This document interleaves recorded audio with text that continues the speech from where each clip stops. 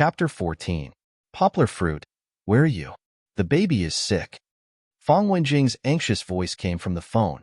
Poplar Fruit's heart suddenly jumped. He almost shouted, Kiki is sick?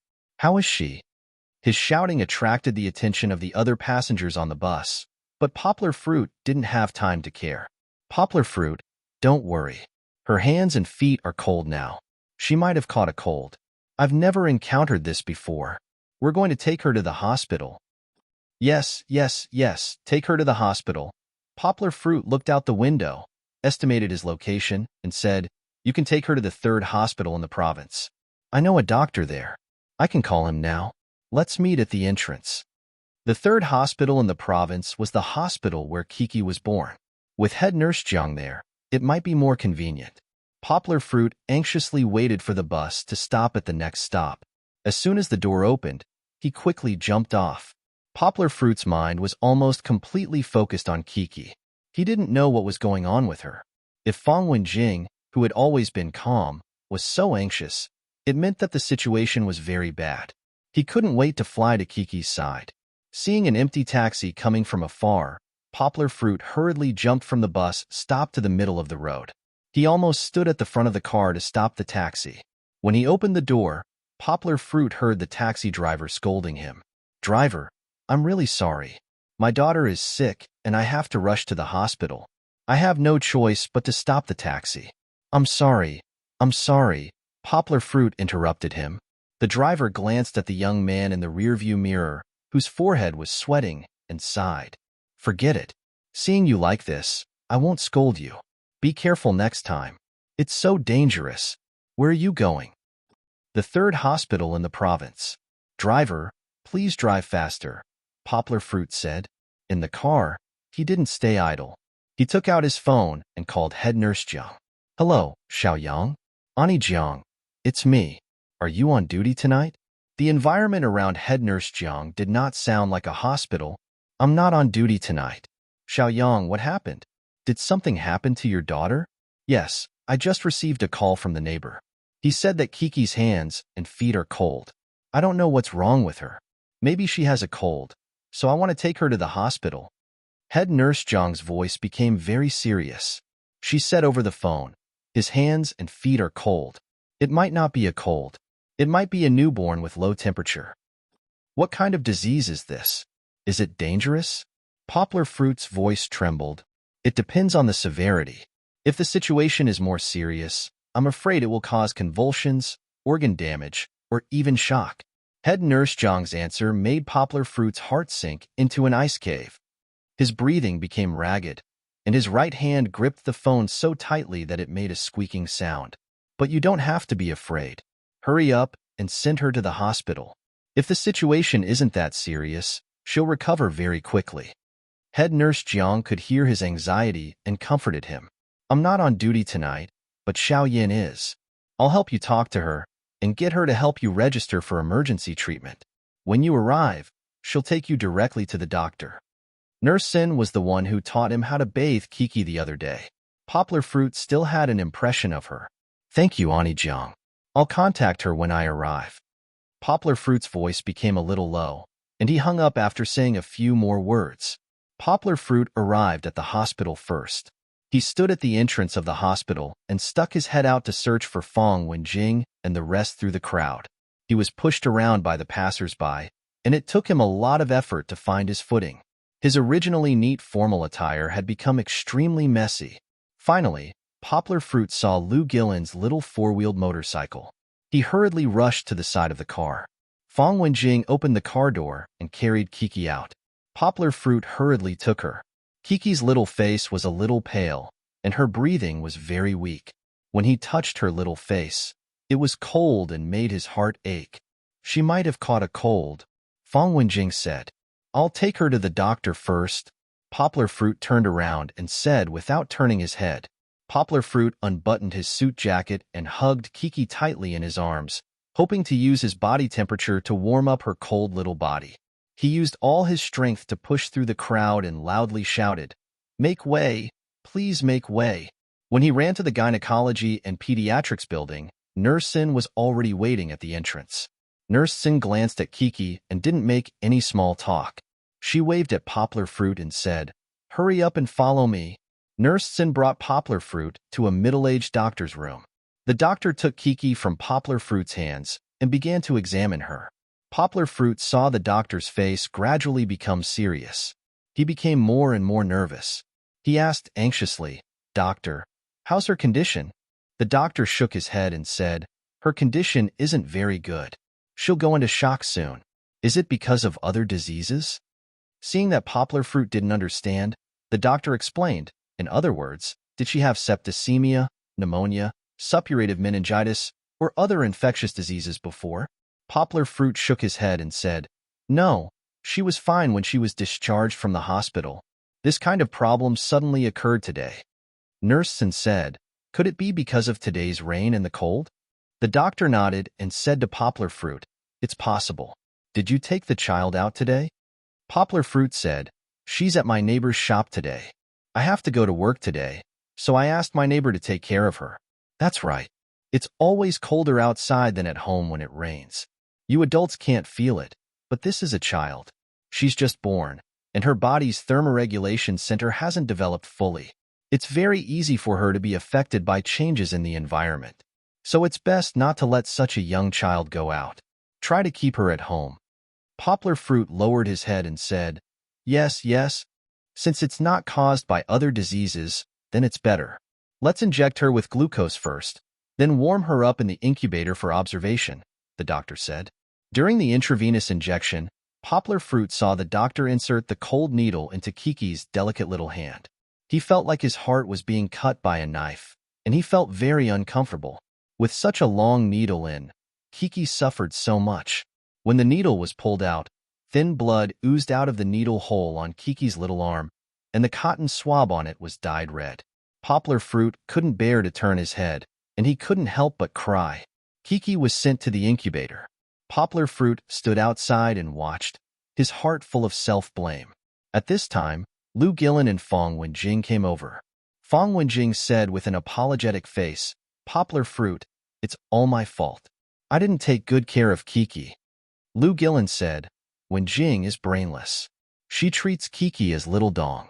She doesn't think about how old Little Dong is, and Kiki is just born. How can she be exposed to the wind outside?" Poplar Fruit shook his hand and said, "No, no, no. It's not your fault. Don't think like that. It's all my fault. I didn't think it through. You were working outside. I'm very grateful that you took time to help take care of Kiki. It's all my idea. How can I blame you?" It would be a lie if Younghwa said that she didn't have any complaints about her daughter's condition after catching a cold. When he saw his daughter just now, he felt that it was all because Lu Gillen didn't take good care of her. So he didn't talk to them at the entrance of the hospital. He ran away with Kiki in his arms. But now he thought about it. In fact, he only had himself to blame. If he hadn't left Kiki to work, none of this would have happened. He agreed to let Fong Wenjing take care of Kiki in the shop. How could he blame others for not thinking it through? After all, others didn't have this obligation. It was already a great kindness to be willing to take care of his child.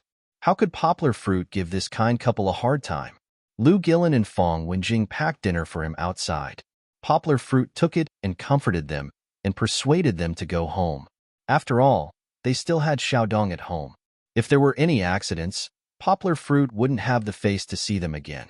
After dinner, Poplar Fruit stood outside the ward and stayed with her all night. Seeing that Kiki's face gradually became rosy and her little face regained its luster, the big stone hanging in his heart slowly fell down. That night, Poplar Fruit thought a lot. If Poplar Fruit didn't go to work at the beginning, Kiki wouldn't have left the warm home and lay in the cold shop in the heavy rain. If Poplar Fruit didn't leave Kiki's side at the beginning, Kiki wouldn't have cried so heartbreakingly because she couldn't see her father. Perhaps it was because of crying so loudly for so long that Kiki became weak, and then the cold could take advantage of it. If Poplar Fruit had taken care of Kiki from the beginning, he could have noticed the changes in Kiki's body and found out that Kiki's body temperature had dropped early. Then, Kiki wouldn't have been pricked by needles and wouldn't have to go back to the hospital to suffer. Poplar Fruit felt that it was a wrong choice to go back to work. Kiki was too young. As a parent, how could he leave her and not be by her side? However, when Poplar Fruit thought about not going to work, he was confused. If he didn't go to work, what would he use to support Kiki? Kiki's milk powder cost about 1,500 yuan a month. There were also checkups, medical treatment, vaccinations, and so on. It was a huge expense, and he had to eat and pay rent. If he didn't work, how many months would he be able to support himself with the less than 20,000 yuan in his card? Did he have to ask his parents for help? They were all adults. Poplar Fruit really couldn't bring himself to ask his parents for money. Poplar Fruit felt that he was in a dilemma. He now understood that he had underestimated the difficulty of raising a child. No, I can't blame others like this. I have to think of a way.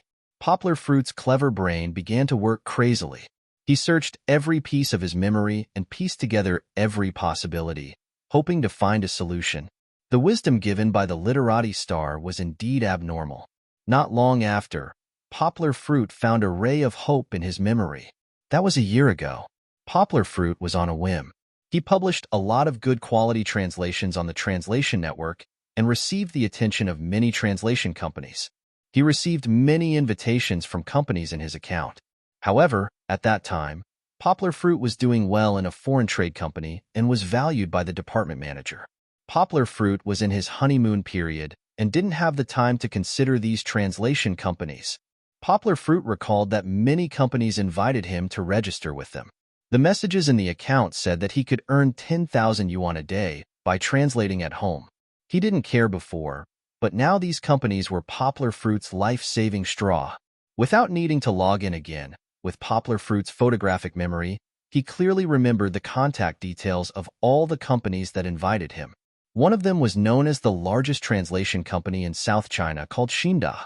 It was located in Yangcheng. For Kiki, Poplar Fruit had made up his mind.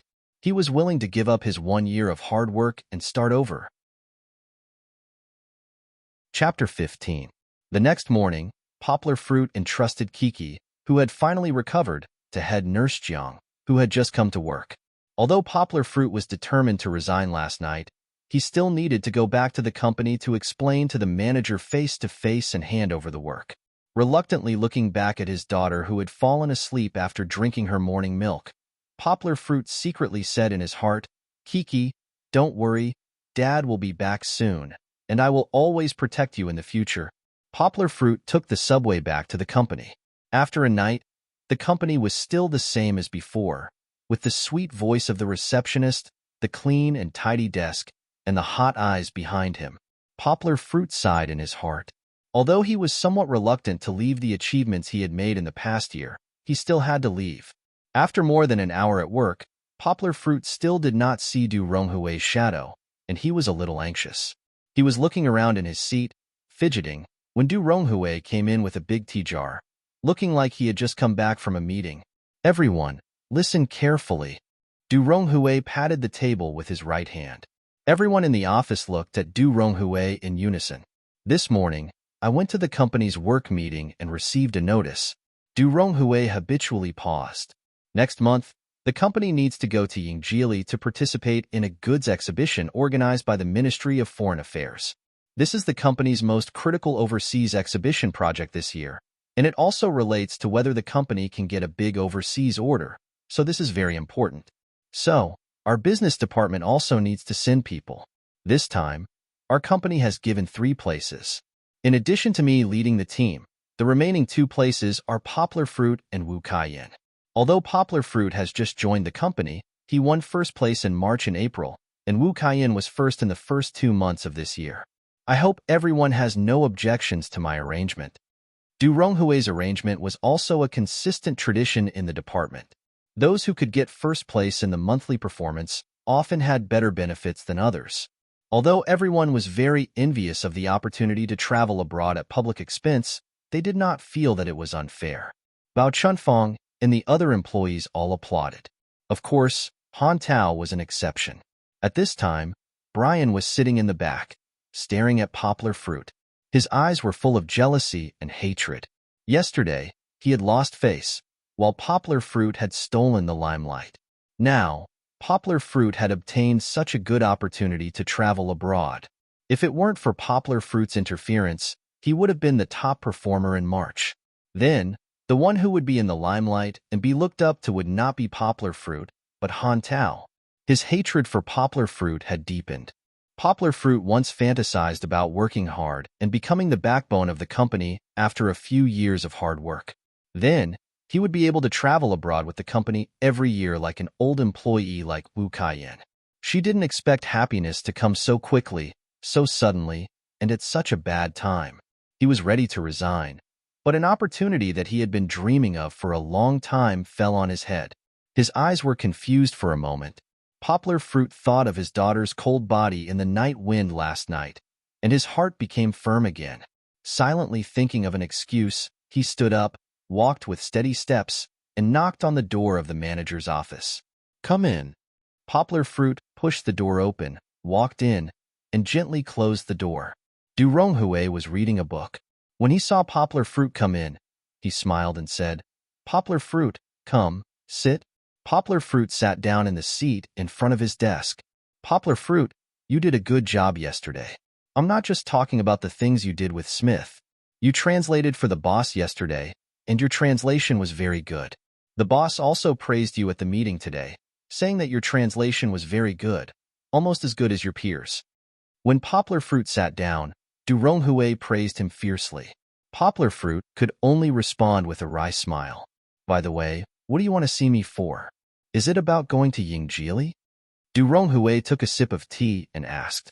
Poplar Fruit shook his head, held back for a moment and said, "Manager, I'm here to resign to you today." With a clang, Du Ronghui put down the big tea jar heavily and asked in a stern voice, "Resign? You mean resign? Did I hear you right?" Poplar Fruit nodded and said, "Yes, manager. I'm here to resign to you today. Here's the thing." Before he finished, his words were interrupted. Du Ronghui pushed the chair, stood up, and slammed his hands on the table. He looked down at Poplar Fruit, and his eyes seemed to be spitting fire. "Are there other companies poaching you? Poplar Fruit, let me ask you, has the company ever mistreated you?" Poplar Fruit shook his head and said, "No, the company has always been very good to me." Have I ever mistreated you?" Du Ronghui interrupted him and continued to ask. "No, manager, you have always taken good care of me." "Then why do you want to resign? How much did the other companies offer you?" Du Ronghui said bitterly, "Manager, you misunderstood. No other company said that they wanted to recruit me." Du Ronghui furrowed his brows and asked, "Then why? Was I too harsh when I scolded you yesterday? Or did someone do something to you in the company, and you couldn't stand it, so you resigned?" Poplar Fruit smiled bitterly and said, "No, manager. Don't worry. Give me a chance to explain. It's not what you think." Du Ronghui's questions were like a machine gun, and Poplar Fruit had no chance to speak. After listening to Poplar Fruit's words, he stopped. "Okay, I won't say. You say, you owe me a chance to explain." Poplar Fruit smiled bitterly and said, "Manager, you have always taken good care of me.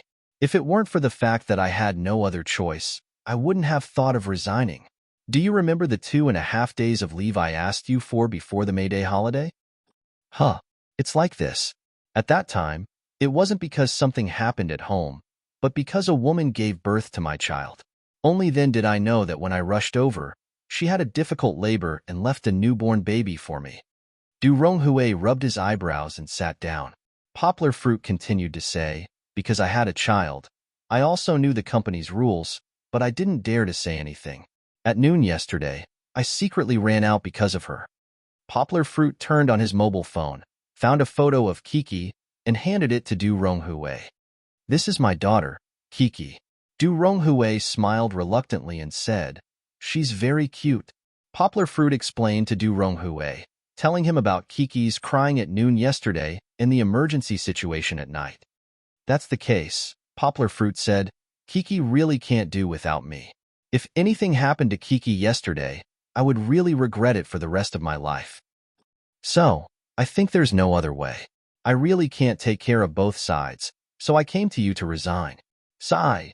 Du Ronghui was silent for a moment, then let out a long sigh. "I understand how you feel as a parent. I am also a father. You have it much harder than me. At least I have my wife to help me take care of her. But I really feel that it's a pity. You are the most talented person I have ever seen in foreign trade. I have always wanted to train you well, but now it's useless to say anything. If you want to give up such a good opportunity next month, then you should have already made up your mind. Poplar Fruit stood up and bowed deeply to Du Ronghui. He choked a little and said, I'm really sorry. I failed to live up to your expectations. Du Ronghui waved his hand and said, Forget it, let's not talk about that. Do you have any plans for the future? You just graduated a year ago, right? Less than a year ago. Then what are you going to do to support you and your father? I want to do some translation work at home. Although the income may not be that much, it should be enough to support the two of us. Well, your English level is high. It's good to develop in the translation industry. Du Ronghui nodded and took a sip of the tea. Since it's a family matter, I won't say anything more. I'll talk to the finance department later. They will give you a full salary for this month, but there will be no bonus. You know the company's rules. Poplar Fruit quickly said, Manager, it's already very kind of you to help me get a month's salary. Thank you so much. Well, you can go out and pack up. I'll take you to go through the formalities later. Poplar Fruit returned to his desk and packed up. After a while, Du Ronghui came out and announced the news of Poplar Fruit's resignation to the employees. Looking at the shocked eyes of the employees, Du Ronghui said, Don't think too much. It's mainly because Poplar Fruit's family matters. He took the initiative to resign. The company also wishes him a happy family. Poplar Fruit, if you have time in the future, come back to the company often. Our business department will always be your home. Du Ronghui went out first, giving Poplar Fruit time to say goodbye to the employees. Bao Chunfang was the first to come over. She looked reluctant and said, Poplar Fruit, why did you resign? It was such a good opportunity. Wu Kaiyan and the others also expressed their concern for Poplar Fruit, who was the youngest in the business department. Tao Han was very perceptive and didn't come up to spoil the fun. His heart was filled with ecstasy, and he was very happy to hide in the back, secretly laughing, as if he was taking pleasure in other people's misfortune. However, he had already been ignored by everyone. Poplar Fruit was very moved and said to the surrounding colleagues, Brothers and sisters, don't worry too much. I resigned because I had some family matters and didn't have time to take care of both sides. I'm really grateful for your care in the past year. Although I'm not working in the company, we're still friends in the future. Poplar Fruit didn't say much about Kiki. There was no need to worry them. Wu Kaiyan said, Everyone here is your brother and sister. Yang, if you need any help when you go back, just let me know. That's right. Everyone agreed. Poplar Fruit was moved and kept nodding. He hugged and said goodbye to them one by one. His eyes were a little red. He was able to improve so much in the first year after graduating from university. It was definitely not without the care of these colleagues. Poplar Fruit was really reluctant to say goodbye to such a warm group. But all good things must come to an end. Poplar Fruit eventually had to leave. Holding the salary that Du Ronghui helped him to get for this month, the memories he had in the company, and the blessings of the business department, Poplar Fruit waved goodbye to the teary-eyed Lu Jingyi and walked out of the company with his head held high.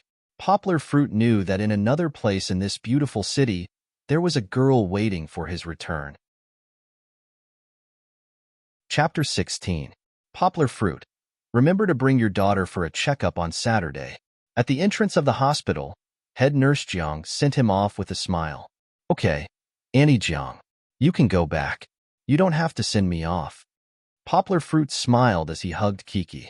After waving goodbye to head nurse Jiang, Poplar Fruit hailed a taxi and carried his daughter home. Although he resigned this morning, Poplar Fruit was in a very good mood. He didn't have to worry about going to work, and he could accompany his daughter. What could make him happier than this? Pushing open the door, Poplar Fruit let Kiki lie in the baby stroller in the living room. He hummed a song as he took care of disinfecting the milk bottles and brewing milk for Kiki. As Poplar Fruit busied himself, he took the time to turn around and look at Kiki. In the end, he discovered that Kiki's round eyes were also looking at her father. She looked like she was concentrating on something, and he didn't know what she was thinking about. Kiki noticed her father turning around. Her little eyes froze for a moment, and then she raised her head to look at her father. Suddenly, the little angel opened her little mouth and giggled. He didn't know why she was so happy. Her eyes suddenly turned into the clear crescent moon spring of Dunhuang, and ripples appeared on her jade-like clear waves. Seeing this, Poplar Fruit turned his head from time to time while brewing the milk. Every time he turned his head, he gave Kiki a big surprise. Every time he turned his head, he made her laugh happily. Her beautiful bell-like laughter echoed in the small living room, and the sound lingered. Poplar Fruit felt like his heart was drunk. This was probably the happiest thing in the world. After the milk was ready, Poplar Fruit carried Kiki up. Seeing her greedily drinking the milk, he thought to himself, Kiki must be starving. Who said otherwise? When she was in the hospital's incubator, she relied on the glucose injection at the beginning to maintain her strength. Poplar Fruit gently stroked Kiki's soft and sparse light yellow hair. His heart was filled with endless pity, but his mouth muttered, Kiki, you're daddy's little angel. Why are you still a little girl? After Kiki drank her fill of milk, Poplar Fruit burped her, and after 2 rounds, she fell into a deep sleep. Poplar Fruit made some noodles for himself, and then he threw himself onto the big bed and fell asleep. He didn't sleep a wink last night. If it wasn't for the fact that he had a lot of energy, Poplar Fruit, he wouldn't have been able to hold on. When he woke up, the sky was already dark. Poplar Fruit was busy bathing and massaging Kiki. After taking care of her, he made noodles for himself. Slurp, slurp, slurp.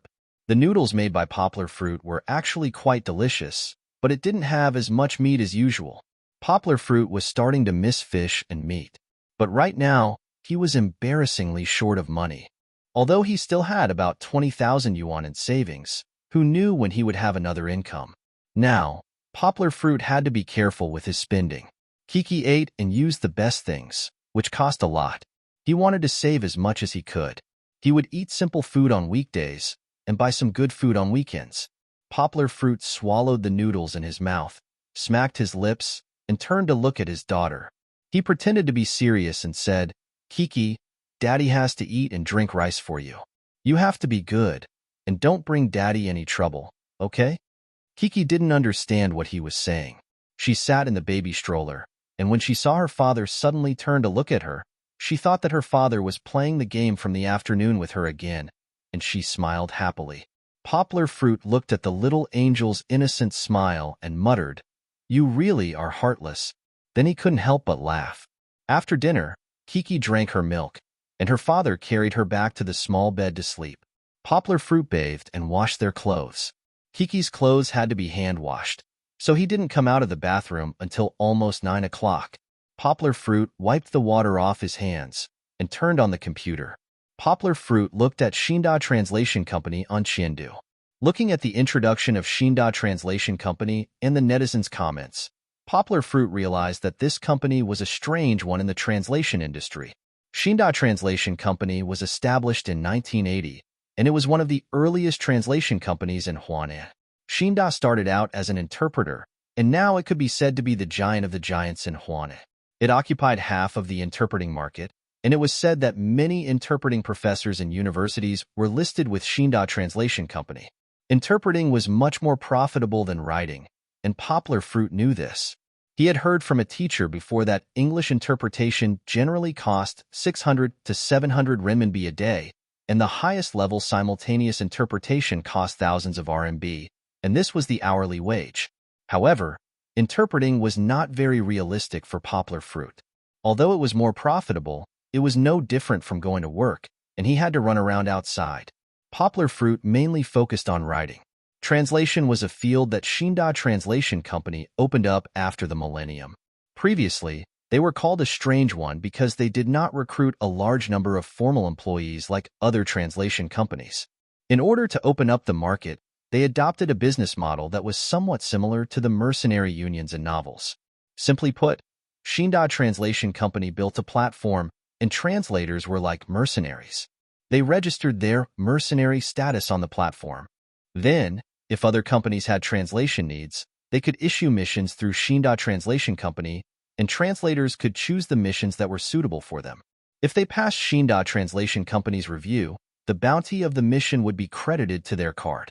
Of course, the price of the bounty still had to be set according to Xinda Translation Company's standards, and Shinda Translation Company would also give a certain percentage of the mercenaries under their command. Shinda Company relied on its connections in the interpretation market to attract a group of high-quality customer resources. As a result, the missions it issued were also very rewarding. This also attracted many translators to work part-time in Shinda Company. The relationship between Shinda Translation Company and translators was very simple. It was not like other companies that had performance requirements.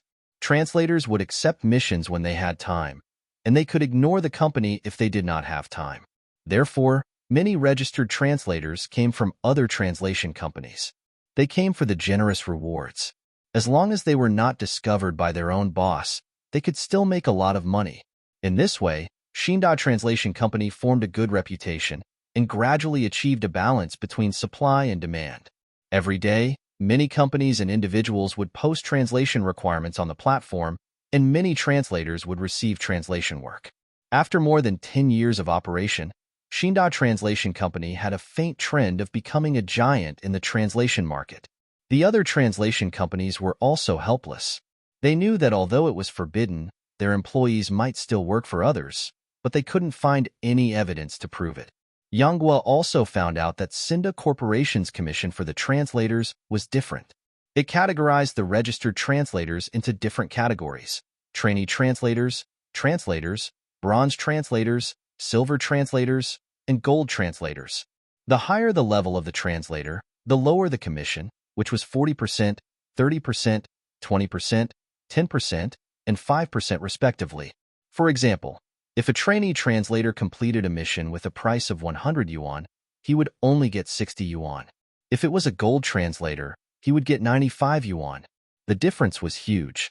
Of course, Shinda Translation Company's missions were also divided into different levels. Translators could not apply for higher-level missions and could not compete with lower-level translators for money. The trainee translators' missions were all small missions, such as personal resume translation. The higher the level, the more difficult the missions would be. However, the income from each mission would also be higher.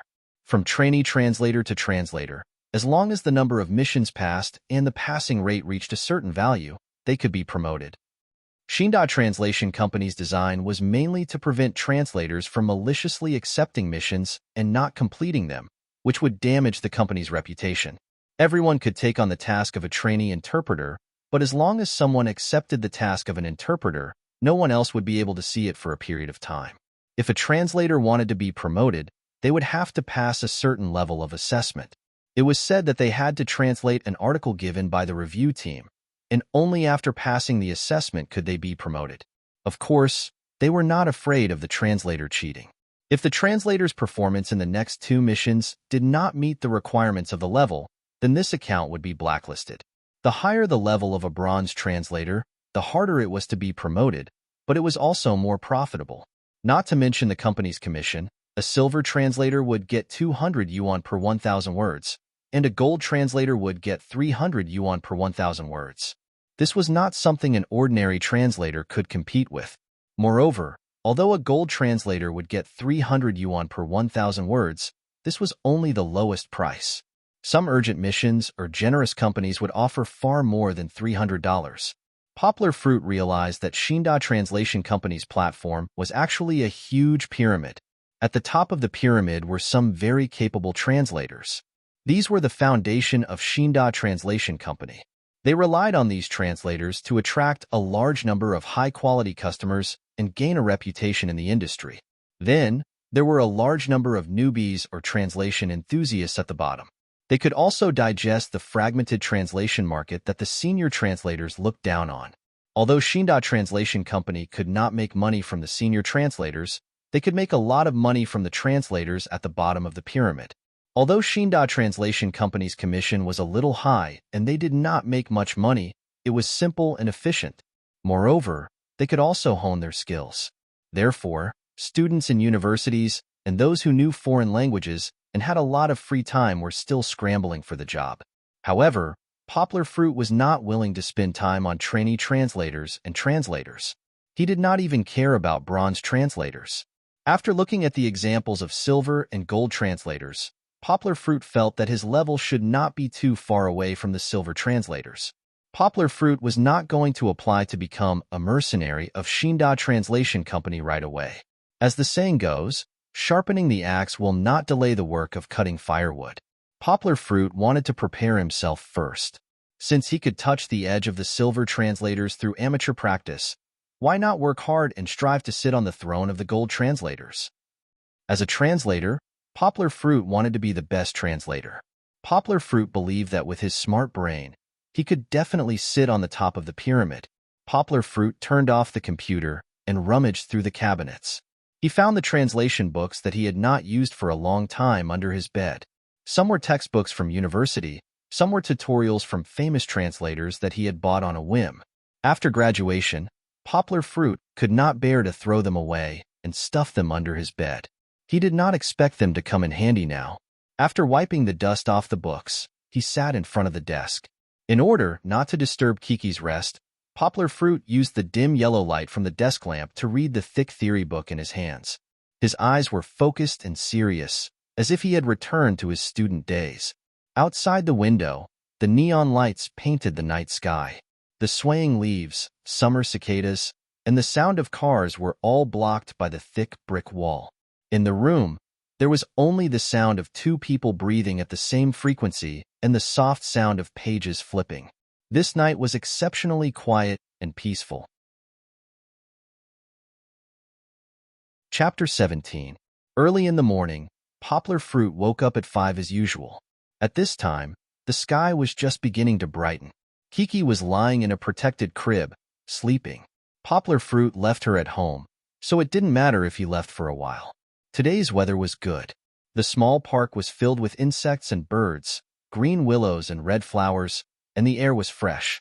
Poplar Fruit jogged around the small park a few times, then found a quiet corner and started to practice his fist moves. Poplar Fruit's fist moves were not like the Tai Chi fist on the market, which was divided into 24 or 42 forms. These fist moves were complicated because there were many moves added for performance. In fact, they were all evolved from Poplar Fruit's 13 forms of fist moves. Poplar Fruit's 13 forms, each form was unique and faintly related to the other 12 forms. There were thousands of changes, and it all depended on the user's intention. Poplar Fruit naturally couldn't do this. Whether it was his internal strength or consciousness, he didn't meet the minimum requirement to be able to change moves at will. Therefore, Poplar Fruit still obediently practiced the 13 forms back and forth, more than 10 times from beginning to end.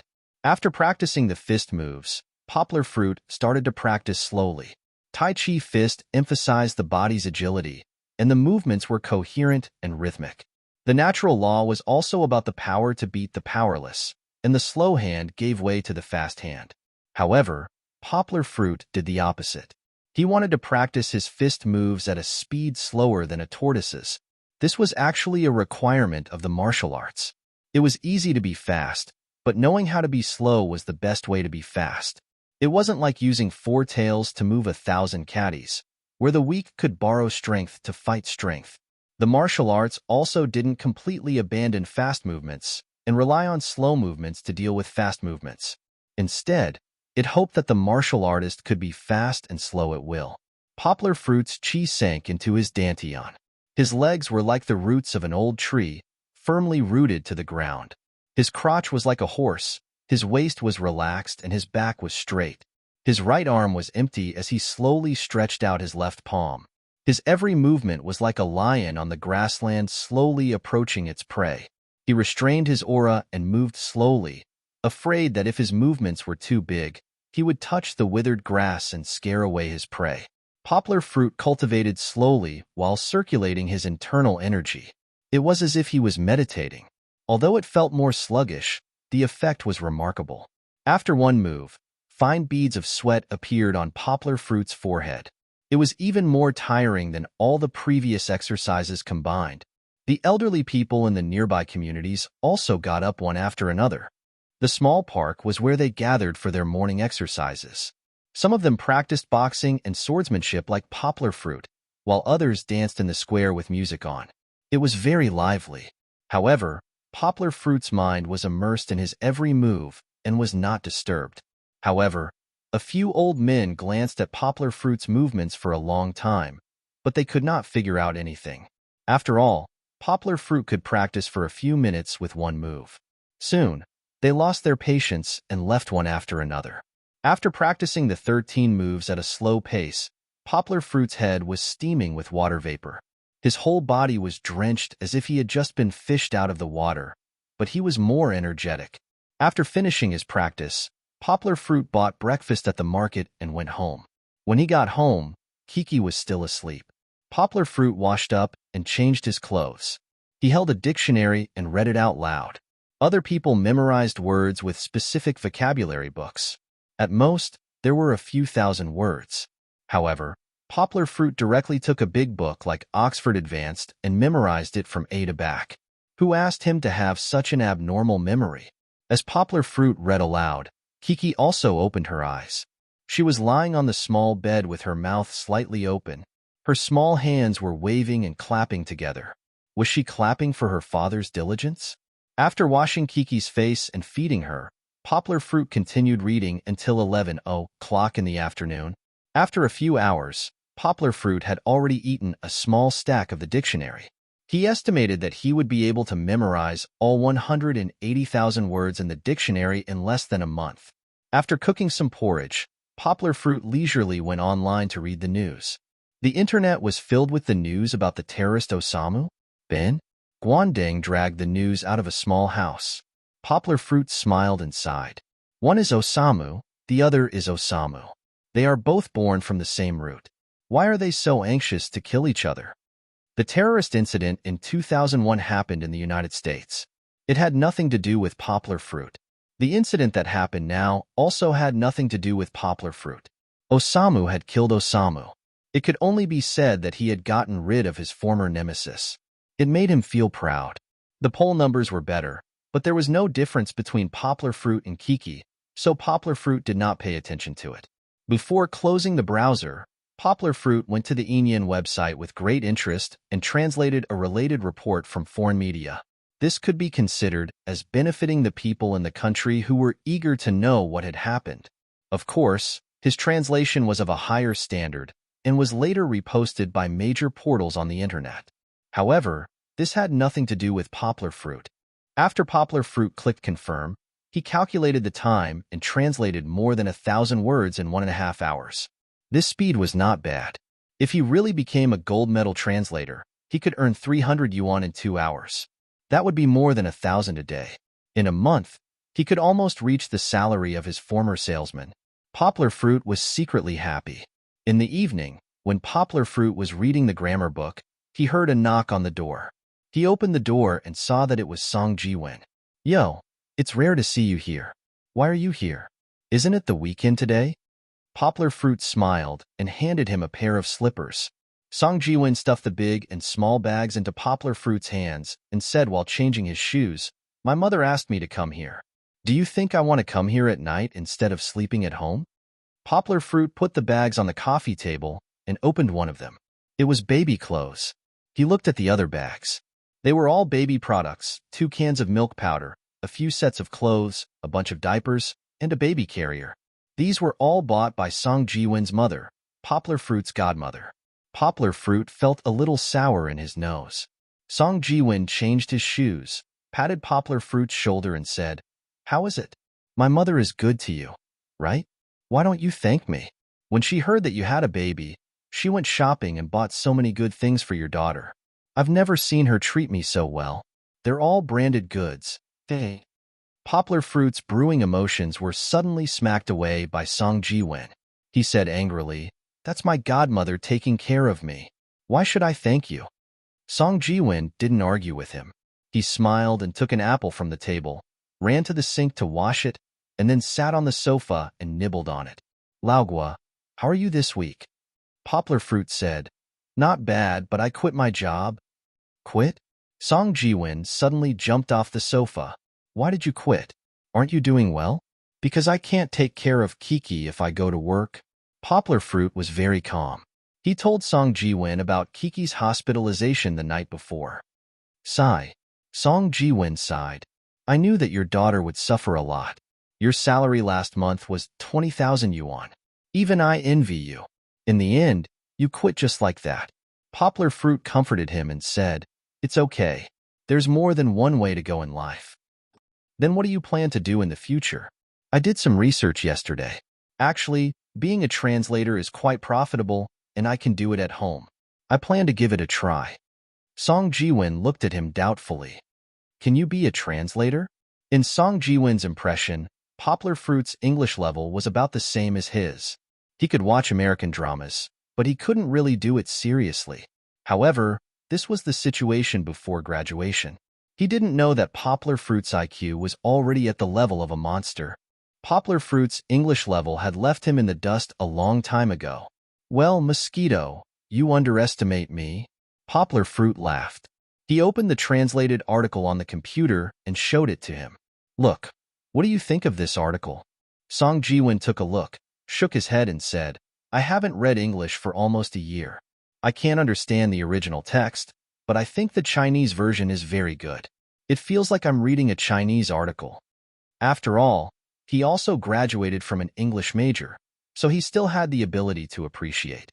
Song Jiwon looked at Poplar Fruit doubtfully and asked, "You translated this?" Seeing that Poplar Fruit nodded, Song Jiwon laughed and said, "Not bad. After working in the foreign trade industry for a year, you've become so good. It feels like I've been fattening in the unit for a year." Poplar Fruit didn't say that his improvement wasn't because of the foreign trade industry. He just smiled and didn't reveal the secret of his intelligence. Song Jiwon sat back and took a bite of the apple. Then, he said to Poplar Fruit, "You know what my dad does, right?" "I know. He's the leader of the Civil Affairs Bureau." Poplar Fruit looked at Song Jiwon doubtfully. What was he trying to say? "Hee, looks like you haven't considered the issue of your daughter's household registration." "That's right." Poplar Fruit remembered that he had to register Kiki's household registration. Otherwise, she would be an unregistered resident. Poplar Fruit's household registration had been moved to Yangcheng. If he didn't register Kiki's household registration, things like medical insurance and kindergarten would be very troublesome in the future. But he wasn't married yet. How could he register his daughter's household registration? "You have a way?" Poplar Fruit asked. "I don't have a way, but my dad has a way. He said that he has already spoken to his friends in the Public Security Bureau. You should hurry up and do a paternity test for Chi-Chi. Then, bring the proof, your household register, and your ID card over, and they can help you with it." Song Jiwon threw the apple core into the bin and clapped his hands. "This will help you avoid the fine for having a child out of wedlock." "How is it? Is it enough? You want a DNA test?" Poplar Fruit was stunned. "Can't I get a birth certificate?" A DNA test sounded weird. It was as if he was suspecting that she wasn't his daughter. "I don't think so. You can do a DNA test. Anyway, you can confirm if Kiki is your biological daughter." Poplar Fruit stared at him and said, "What do you mean by biological?" "She's my biological daughter. Didn't you see her eyes and nose? They look exactly like mine." Song Jiwon raised his hands in surrender and said, Okay. I said the wrong thing. She's your daughter. Anyway, my mission is to pass a message to you. Hurry up and do the DNA test. Then, my dad can register your daughter's household registration." "Well, I know. Help me thank my godfather. After the DNA test is done, I'll take Kiki to the elders to have a look," Poplar Fruit said. "Okay, my mission is done. I should go." Song Jiwon stood up and walked to the door. "You don't have to walk me out. I'll just go out and take a taxi."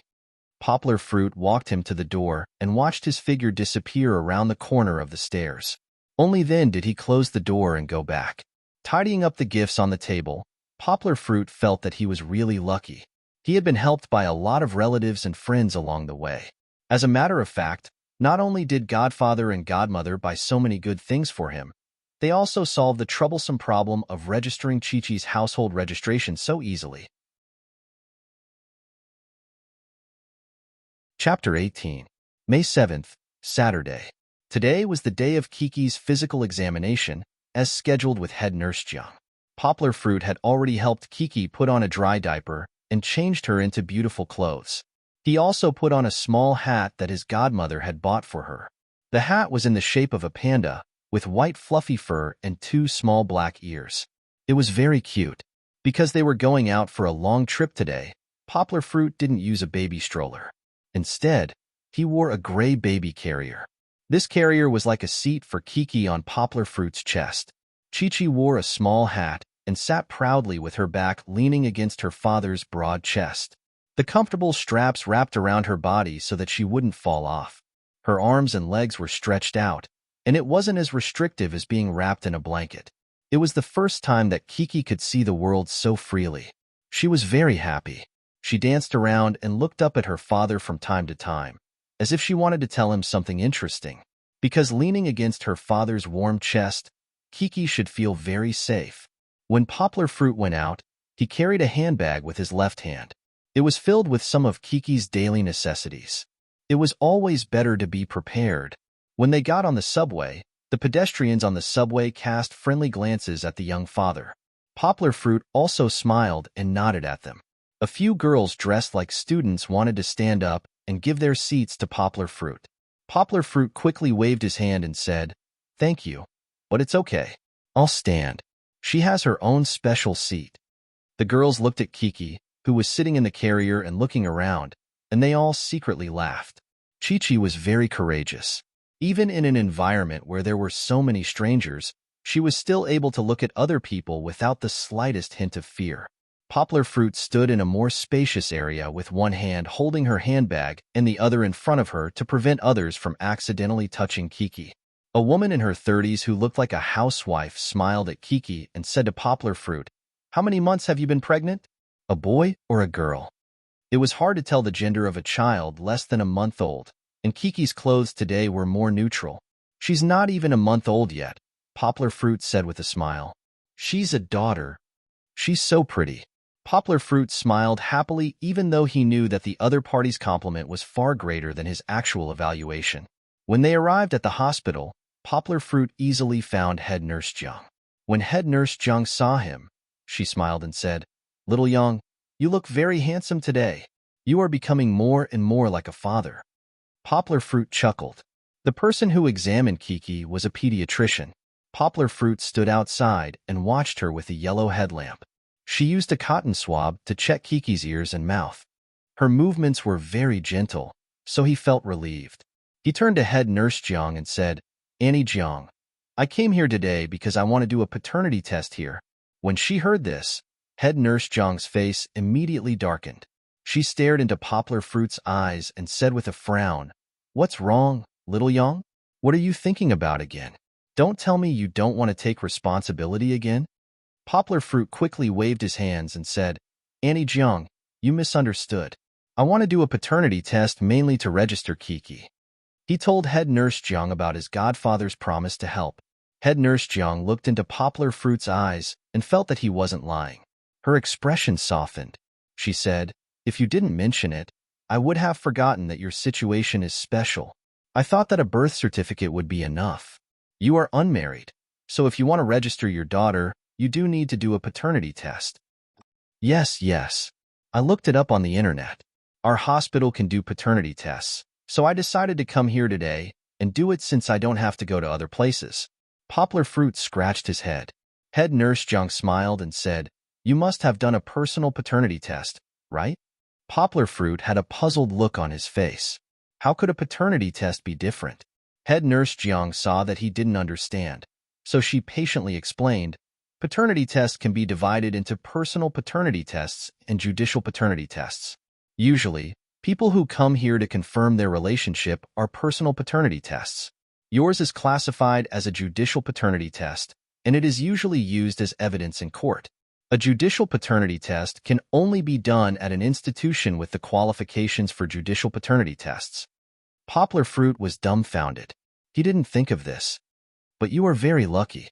Head Nurse Jung put her hands in the pockets of her white coat and said with a smile, "Our hospital has the qualifications. I will take you there later."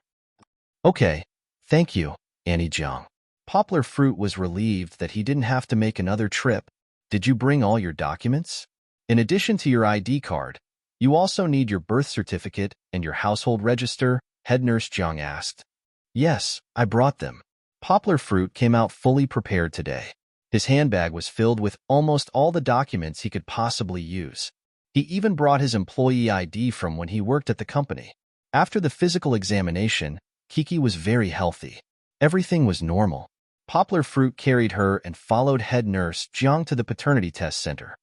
Annie Jiang, how long will it take for the paternity test to come out? Poplar Fruit asked on the way. Generally speaking, it takes 7 working days. Are you in a hurry? Head nurse Jiang said. No, it's just that my godfather already talked to his friends. I just want to get it done quickly so I can rest assured. Head nurse Jiang smiled and said, that's not a problem. The paternity test center just needs to take some time to go through the process. In fact, it's not that troublesome at all. I will talk to them and simplify the process. You can come over next Monday to get the results. Poplar Fruit was overjoyed and said happily, thank you so much. After the procedures and photos were taken, Poplar Fruit waited in front of the sampling room. He lowered his head and said to his daughter, Kiki, it's just a light injection and a little blood. Dad is here, don't be afraid. Kiki ignored him and looked around as if it had nothing to do with her. Who told you to draw blood? The nurse in the sampling room walked out and happened to hear Poplar Fruit's words. She laughed and said, isn't it like this on TV? How do you test DNA without drawing blood? Poplar Fruit was confused. How many years ago was that? The nurse smiled and said, now that technology has developed, there's no need for such troublesome methods. Don't forget, it's not only human blood that contains DNA. It turned out that DNA sampling was now replaced by oral sampling. The oral sampling was exactly the same as blood sampling. In this case, the painless and safe oral sampling was naturally the first choice. It turned out that he was thinking too much. But it was good that his daughter didn't have to endure the pain of being pricked by a sharp needle. Poplar Fruit was relieved. Entering the sampling room, the nurse handed a glass of water to Poplar Fruit, pointed to the basin, and said, rinse your mouth. Poplar Fruit held the water in his mouth and let the water roll in his mouth twice. Then, he lowered his head and spat it out into the basin. The nurse took a cotton swab and walked in front of Poplar Fruit. She motioned for Poplar Fruit to sit down and open his mouth. She put the cotton swab into Poplar Fruit's mouth and gently scraped his inner cheeks a few times. Then, she took it out and put it in an envelope. Then, she took out another cotton swab and continued to scrape. She repeated this 5 times. Poplar Fruit couldn't help but swallow a big mouthful of saliva. Kiki was a bit more troublesome. At first, Kiki didn't open her mouth no matter what. Poplar Fruit tried everything, including coaxing and teasing, but she didn't open her mouth. In the end, when Poplar Fruit was about to give up, Kiki opened her mouth and laughed. The nurse, who was watching from the side, didn't know whether to laugh or cry. She quickly took the opportunity to take a sample. Poplar Fruit gently pinched Kiki's little face and said in a bad mood, you only know how to torture your father. You're too bad. Overall, everything went smoothly today. On the way back, Kiki fell asleep. Poplar Fruit put her into the sling, facing him. The sling also folded back and wrapped Kiki's head. Afraid that she would be exposed to the wind while sleeping, Poplar Fruit also put an extra red jacket on her. On the way back, Poplar Fruit didn't rush home when he passed by the market on the subway. At this time, the sky was gloomy. Many gray clouds floated in from all directions, densely crowding together. Even the noon sun was covered by them. The air was stuffy and hot. A yellow dog barked uneasily on the road. The atmosphere was very oppressive, and it looked like it was going to rain. There was almost no food at home. Poplar Fruit took advantage of the fact that it wasn't raining yet. He walked around and bought some vegetables and a small bag of rice. As soon as he walked out of the market, his phone rang. The melodious and bright melody of Sky City floated out of his pocket, which was a bit out of place with the gloomy atmosphere. Poplar Fruit passed the bags in his right hand to his left hand. He took out his phone and saw that it was his girlfriend, Lu Yunran. After hesitating for a moment, Poplar Fruit picked up the phone. Xiao Ran, hee guagua, guess where I am? Lu Yunran's sweet voice came from the phone. Poplar Fruit had a bad feeling in his heart. He pretended to be calm and asked, where are you? I guess. Lu Yunran said coquettishly. Lu Yunran and he often played this kind of guess game. Usually, if someone said guess, they would appear in front of the other person very quickly.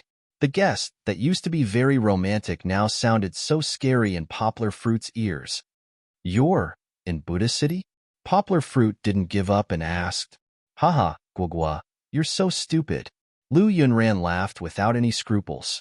Poplar Fruit could imagine her laughing without her usual ladylike appearance.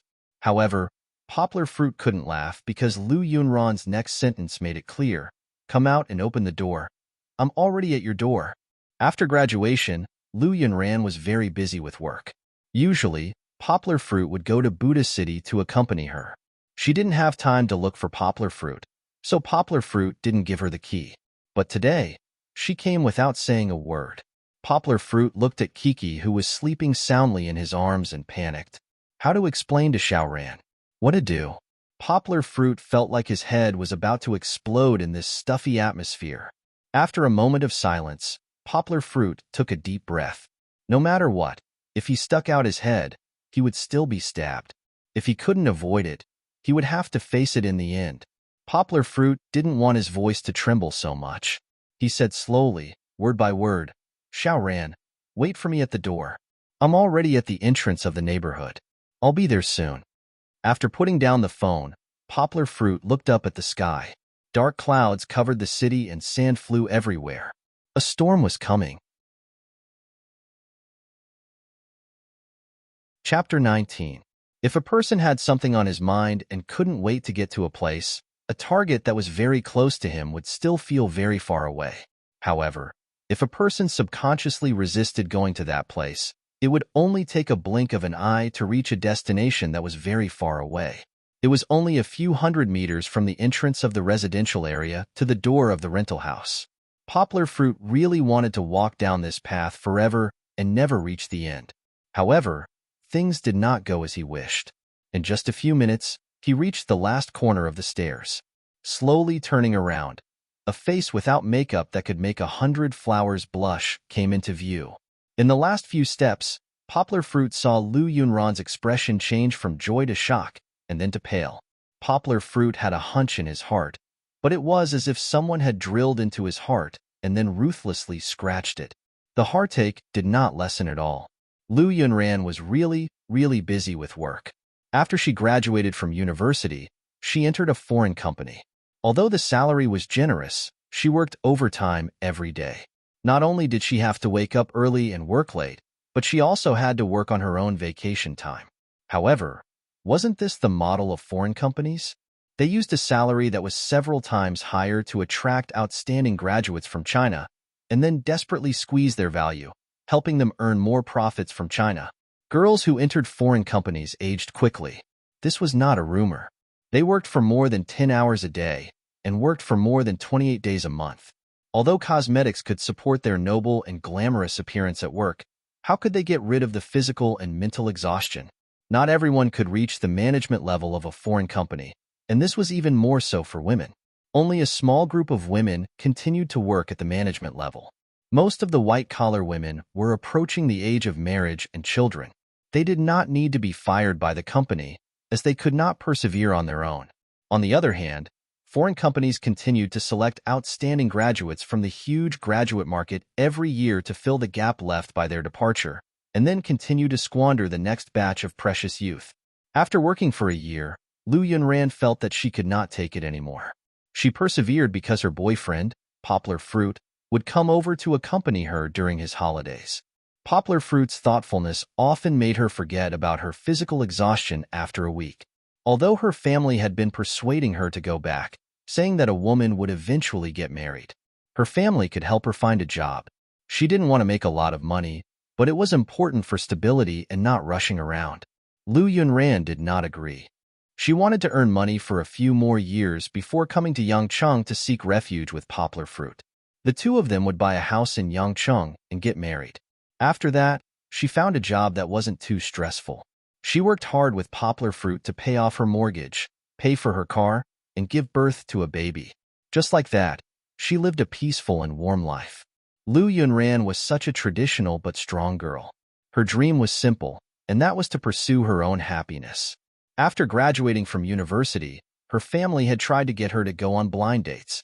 The other party was the son of a rich family.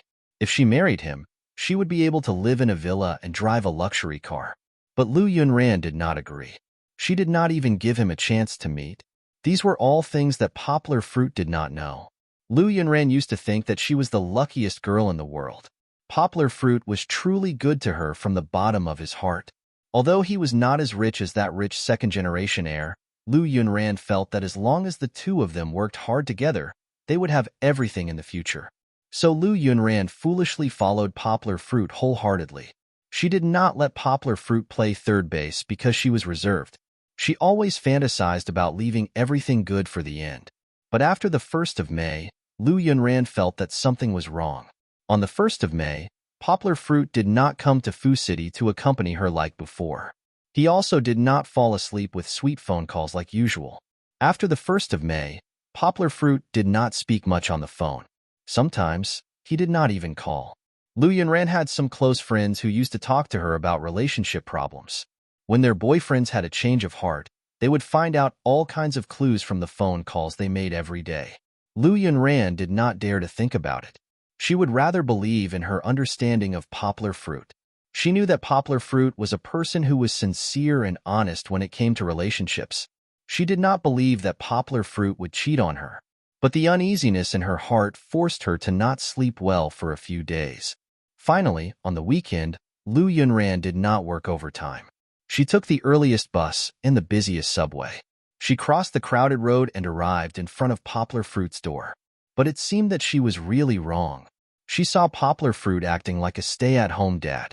She saw the baby lying in Poplar Fruit's arms. She saw the hesitation and helplessness on Poplar Fruit's face. The one who should be at a loss was actually her. When Poplar Fruit turned to face her, the self-comforting magic mirror in Lu Yunran's heart shattered into pieces. Along with it, her faith in love and her unquestioning love for Poplar Fruit shattered. A third party was involved in a melodramatic plot like this, which only appeared in TV dramas. Now, it had happened to her. Lu Yunran did not dare to believe it, but all the signs in front of her confirmed her guess. At that moment, Lu Yunran's heart felt as if it had been hit by the big hammer in the temple. Her heart felt very painful, her head roared, and she felt so uncomfortable that she could not breathe. The blood on her face faded, revealing the pale face that Poplar Fruit saw. Xiaoran. Poplar Fruit spat out these two words with difficulty. Lu Yunran did not respond. Poplar Fruit saw this and felt a sharp pain in his heart. He walked forward and took her hand. Let's go in first. Lu Yunran was in a daze. Like a puppet, she let Poplar Fruit lead her through the door. Suddenly, she sobered up.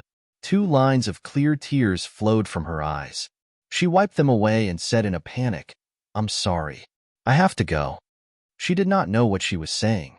She just wanted to escape from this place. Poplar Fruit held her back, but she kept trying to break free. Poplar Fruit did not allow it. He said, "Xiaoran, listen to me. Listen to me." Lu Yunran could not break free. Her tears flowed. She turned her head away, unwilling to meet Poplar Fruit's eyes. She choked out, "Go on." Poplar Fruit forcefully pulled her away from the door. Then, he made her sit down on the sofa. The tears in his eyes showed signs of being unable to be suppressed. Poplar Fruit told her in detail about the drunken mistake during the graduation trip. He also told her everything that had happened in the past few days when Wu Yu had found him before the Labor Day holiday but had only left him with a child. Lu Yunran listened quietly. She did not reply, but her tears flowed like a broken dam. They did not stop. Poplar Fruit felt terrible watching himself. As he spoke, he stuffed a tissue into Lu Yunran's hand. Lu Yunran did not want it. She hugged the tissue box in her arms. Throughout the entire process, Lu Yunran did not look at him directly. After listening, Lu Yunran did not feel much better. She was still crying. She clenched her teeth. Her expression under her hair was still struggling and painful. Strictly speaking, Poplar Fruit's behavior was not considered cheating. There was also no third party between them, because everything happened in a state of unconscious and almost disappeared in a situation where they did not know. However, Kiki was the biggest variable during this period. She would also become the biggest obstacle in the relationship between Poplar Fruit and Lu Yunran, or the biggest psychological obstacle. In fact, it was not difficult to understand why Lu Yunran was so sad now. If it were a man, if his fiancée came back with a child the night before the wedding and said that she had given birth to the child with another man in a daze, how many men could bear the fact that they had been cuckolded, even if they knew that their fiancé would not betray them emotionally? Lu Yunran was the same. Although she had been deeply in love with Poplar Fruit and had not changed her mind now, she still found it hard to accept the fact in front of her. Lu Yunran knew Poplar Fruit well, just as Poplar Fruit knew Lu Yunran very well. Poplar Fruit was a man who was excellent in every aspect, of course. He became excellent in every aspect after graduation. However, he was too emotional. This was a good thing, but it was also a bad thing. Lu Yunran believed that it was absolutely impossible for Poplar Fruit to give up Kiki. However, she could not accept Poplar Fruit's child with another woman at all. She also believed that if she asked Poplar Fruit to give up her, his real girlfriend, Poplar Fruit would not be so cruel. Poplar Fruit could only go back and forth between her and his daughter. He wanted both of them and was unwilling to give up. Lu Yunran was silent for a long time. Poplar Fruit was also restless. He was anxious but helpless like ants on a hot pan.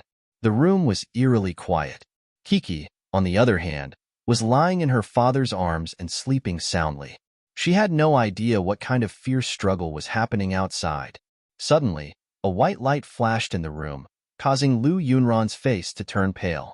Then, there was an earth-shattering explosion of thunder outside. The wind howled furiously, followed by the sound of a heavy rainstorm. This was how it was in May.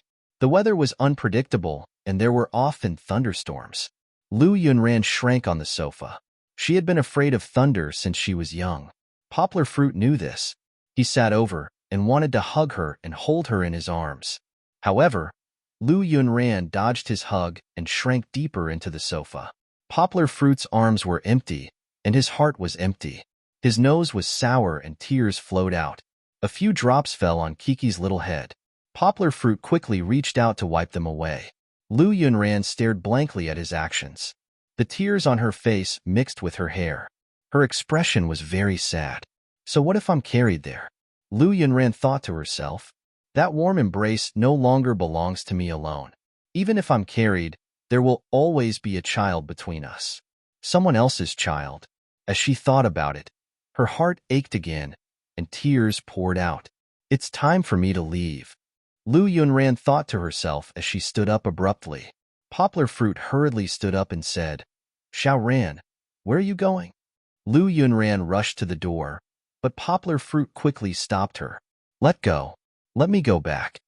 Lu Yunran struggled with her arms. It's raining so hard and you want to go back? Are you crazy? Poplar Fruit refused to let go. Yes, I am crazy. Poplar Fruit, let go of me. Lu Yunran changed the way she addressed him.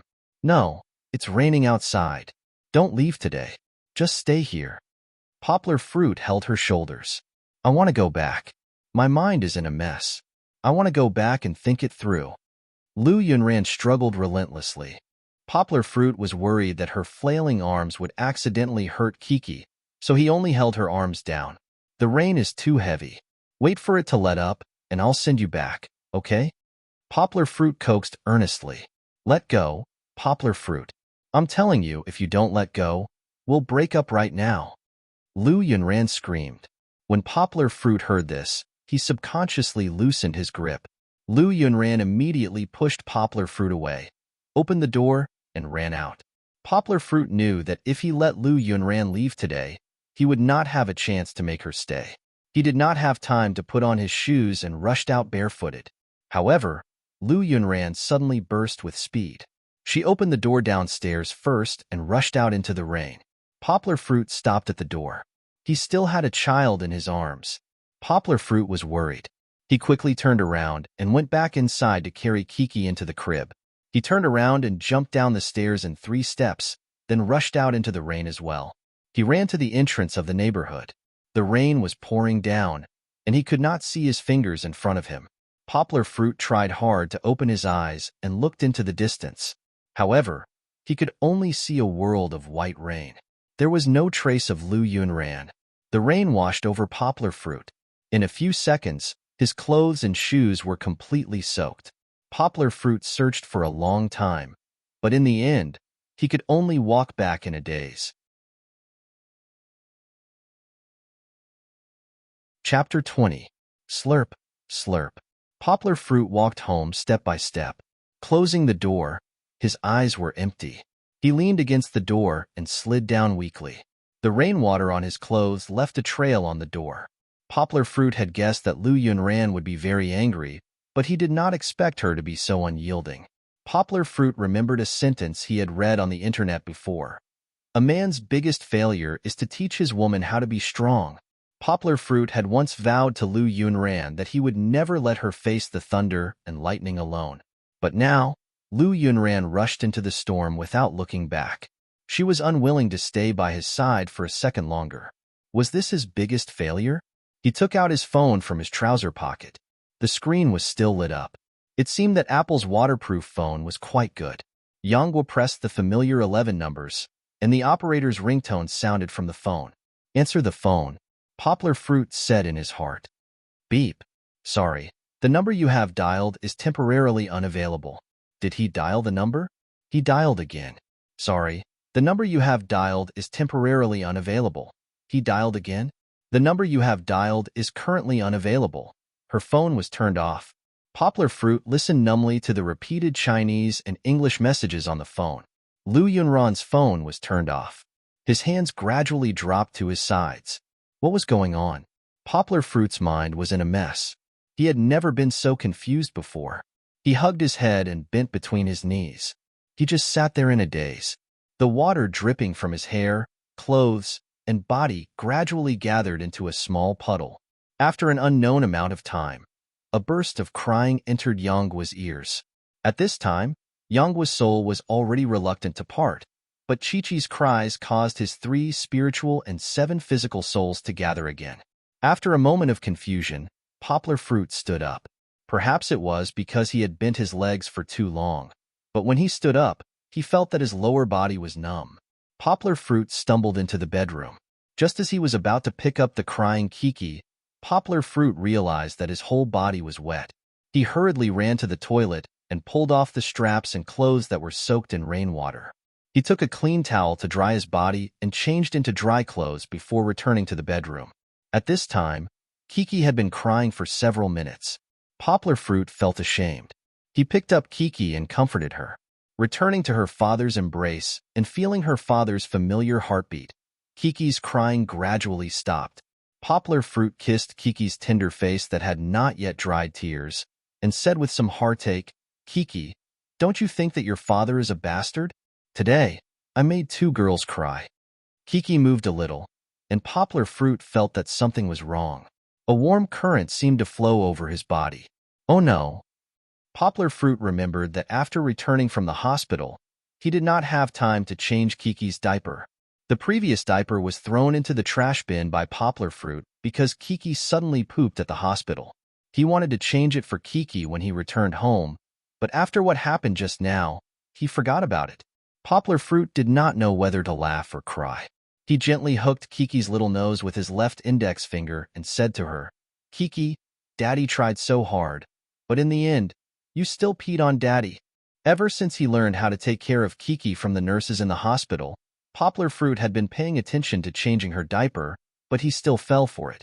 However, it was said that a father who did not let his baby pee on him was not a qualified father.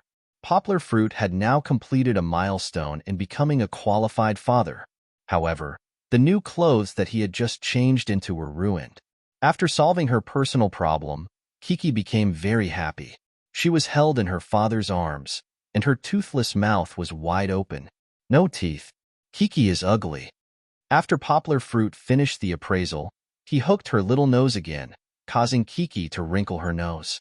She also raised her hand, but she could not reach her father's chin no matter how hard she tried. After Kiki's antics, Poplar Fruit's mood eased a little.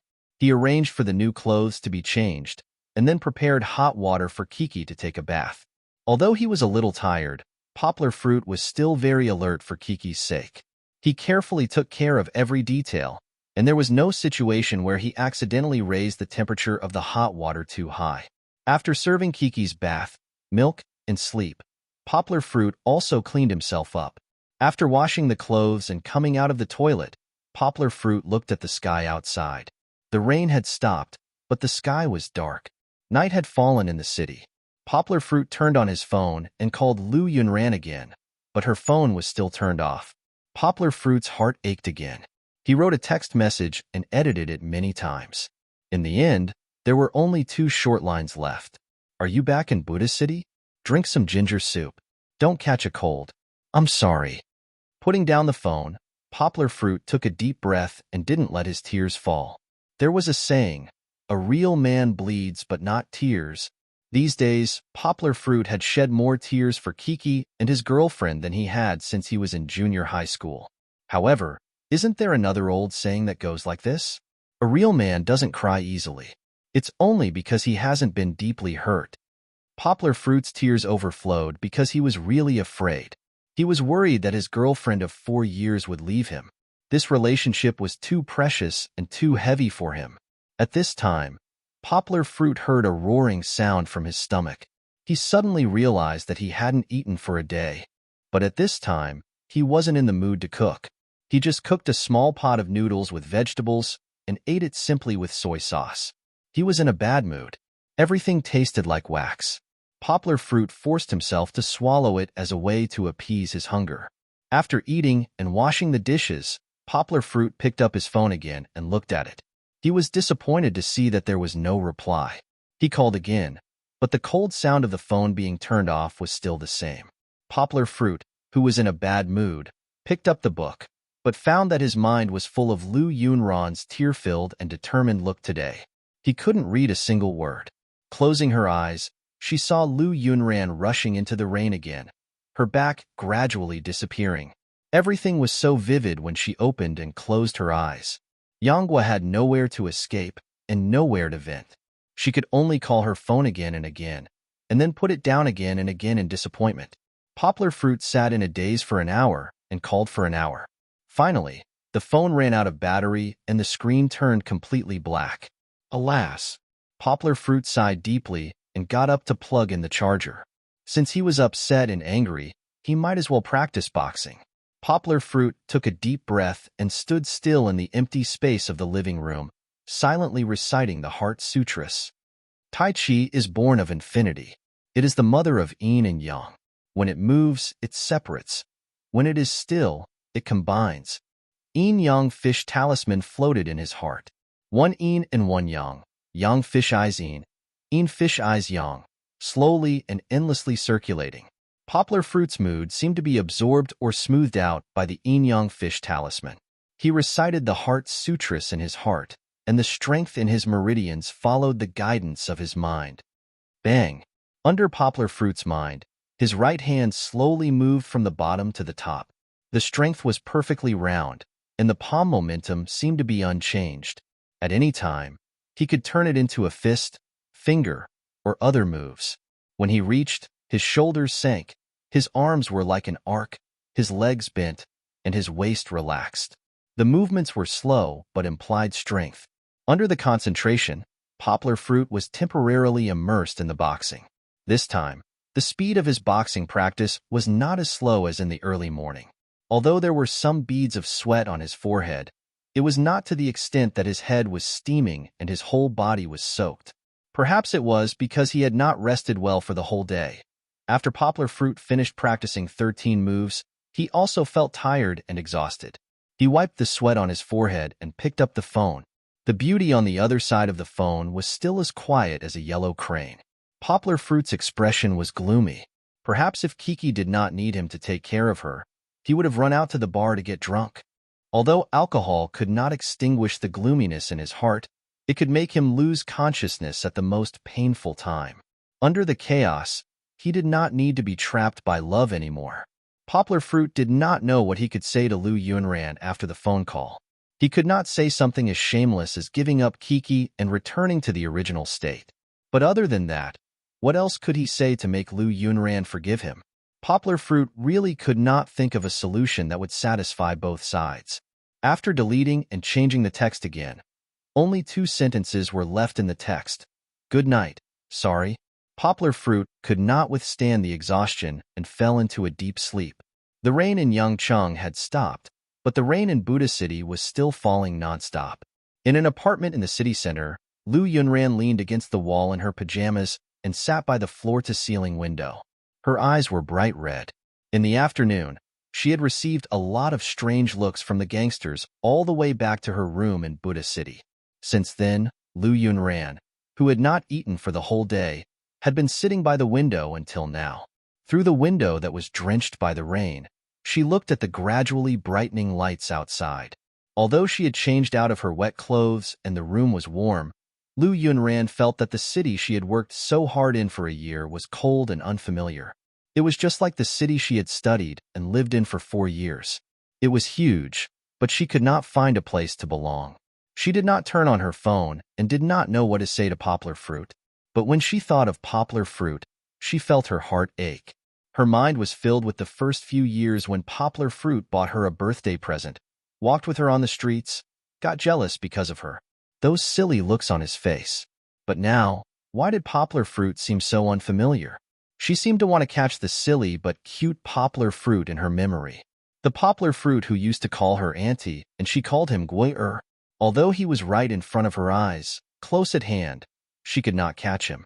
He floated away in an instant. Lu Yunran understood that Poplar Fruit did not change much. It was just that the distance between them, because of a girl and a baby, suddenly became so far away. Both of them desperately stretched their hands forward, but they could not touch each other no matter what. She turned on her phone and saw a lot of missed calls. She also saw the 2 messages from Poplar Fruit that showed his struggle. She did not reply. She turned on the music player. Milk Tea Lu Ruain's sincere and clear voice floated out from the speaker at the back of the phone.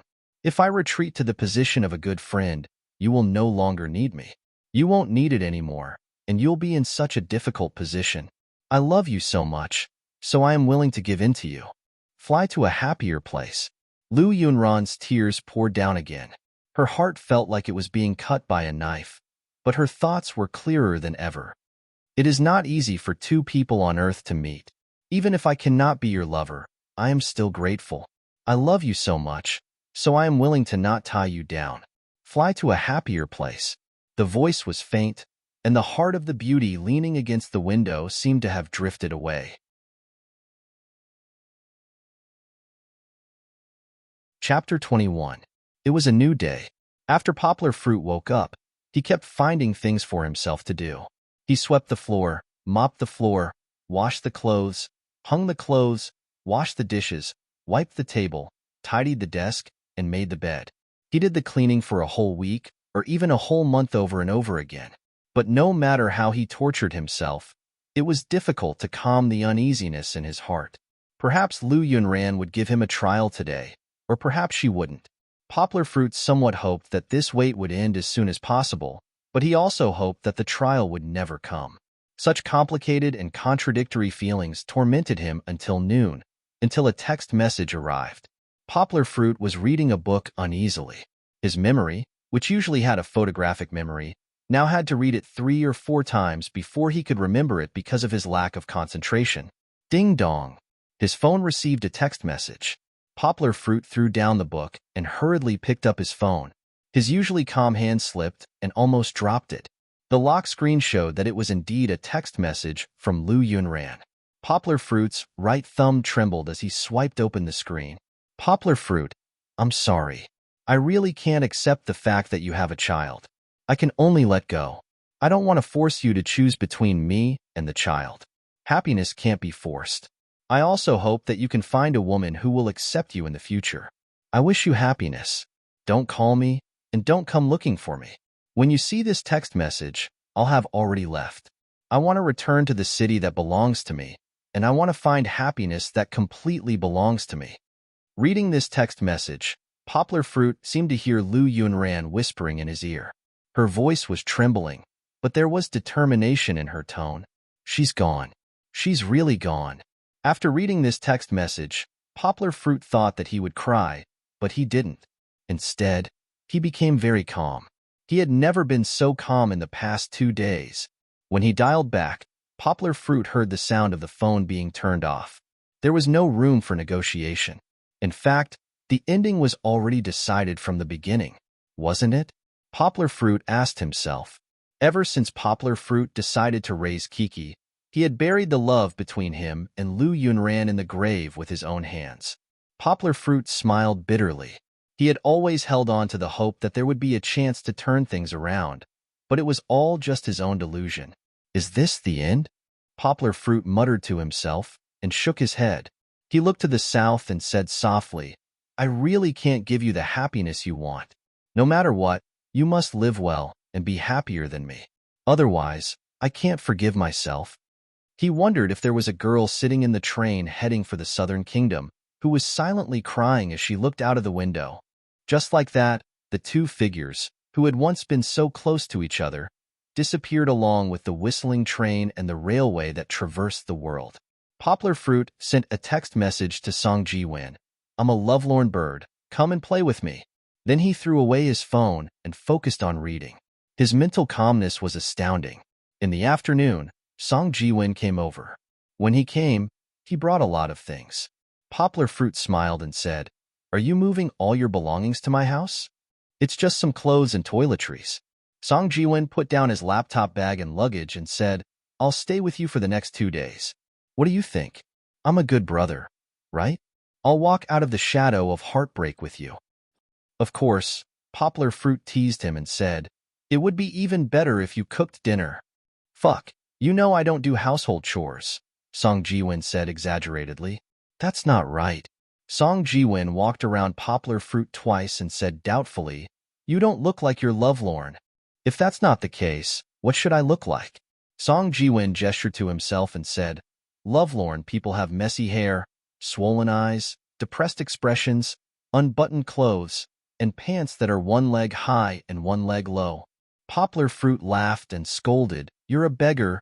That's not like you. You're dressed neatly. You can laugh and jump. That's lovelorn. I think I look more lovelorn than you.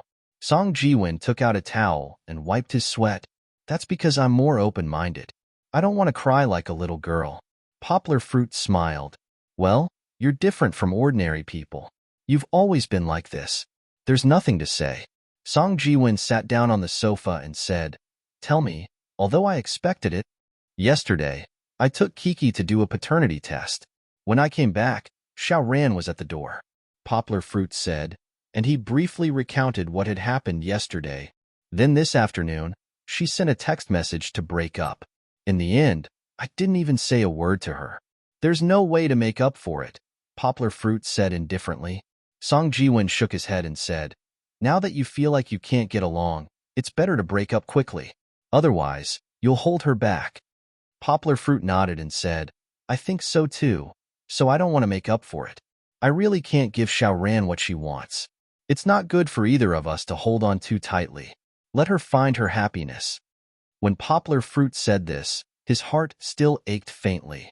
However, his expression was as calm as ever, and no one could see the changes in his heart. Song Ji-won had been his buddy for 5 years. How could he not understand?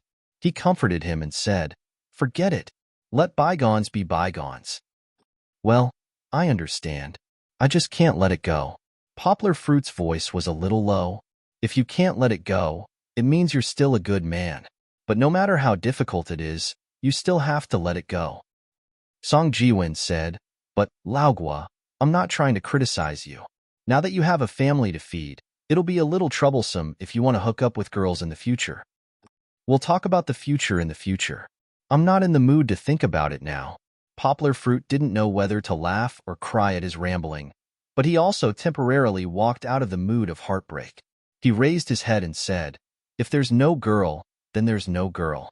My Kiki and I will depend on each other for survival. That night, they cooked 2 simple dishes. After dinner, Poplar Fruit and Song Ji-won got into position and began to torture their opponents. When they entered the game, the map was a satellite base. There were 8 people on each side. Song Ji-won yelled, Rush B. Poplar Fruit didn't care about tactics. He switched to the M4A1 that he was more used to, and also shouted in the channel for his companions to rush to point B. When the game started, Poplar Fruit and Song Ji-won were the first to rush out. They went straight to point B. After going around the first pillar, they saw the people at the top of the defenders. Catch them off guard, Song Jiwin yelled. His AK was the first to show its prowess, and he killed the first enemy with a headshot. Poplar Fruit's M4A1 didn't want to be left behind and spat out angry flames.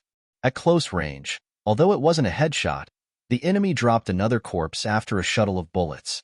They hurriedly retreated, but Poplar Fruit didn't give up. He threw a flash and then rushed forward. For a moment, amidst the rain of bullets in front of Point B, Poplar Fruit saw a high-explosive bullet fly toward him, but it only brushed past his head and landed behind him. He was really too fast. While the enemy was distracted, Poplar Fruit killed another 1.5 enemies, and then he was surrounded by the following enemies.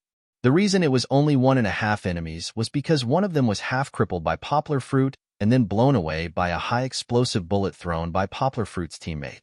Song Jiwin followed closely behind, and his AK accurately blew up the head of the last enemy at Point B. With Poplar Fruit and Song Jiwin's outstanding performance, this game was quickly and cleanly won. In the second game, Poplar Fruit and Song Jiwin continued to rush. The enemy at Point B threw a lot of high-explosive bombs to prevent them from rushing, but Poplar Fruit didn't rush to Point B. This time, they changed to the middle lane.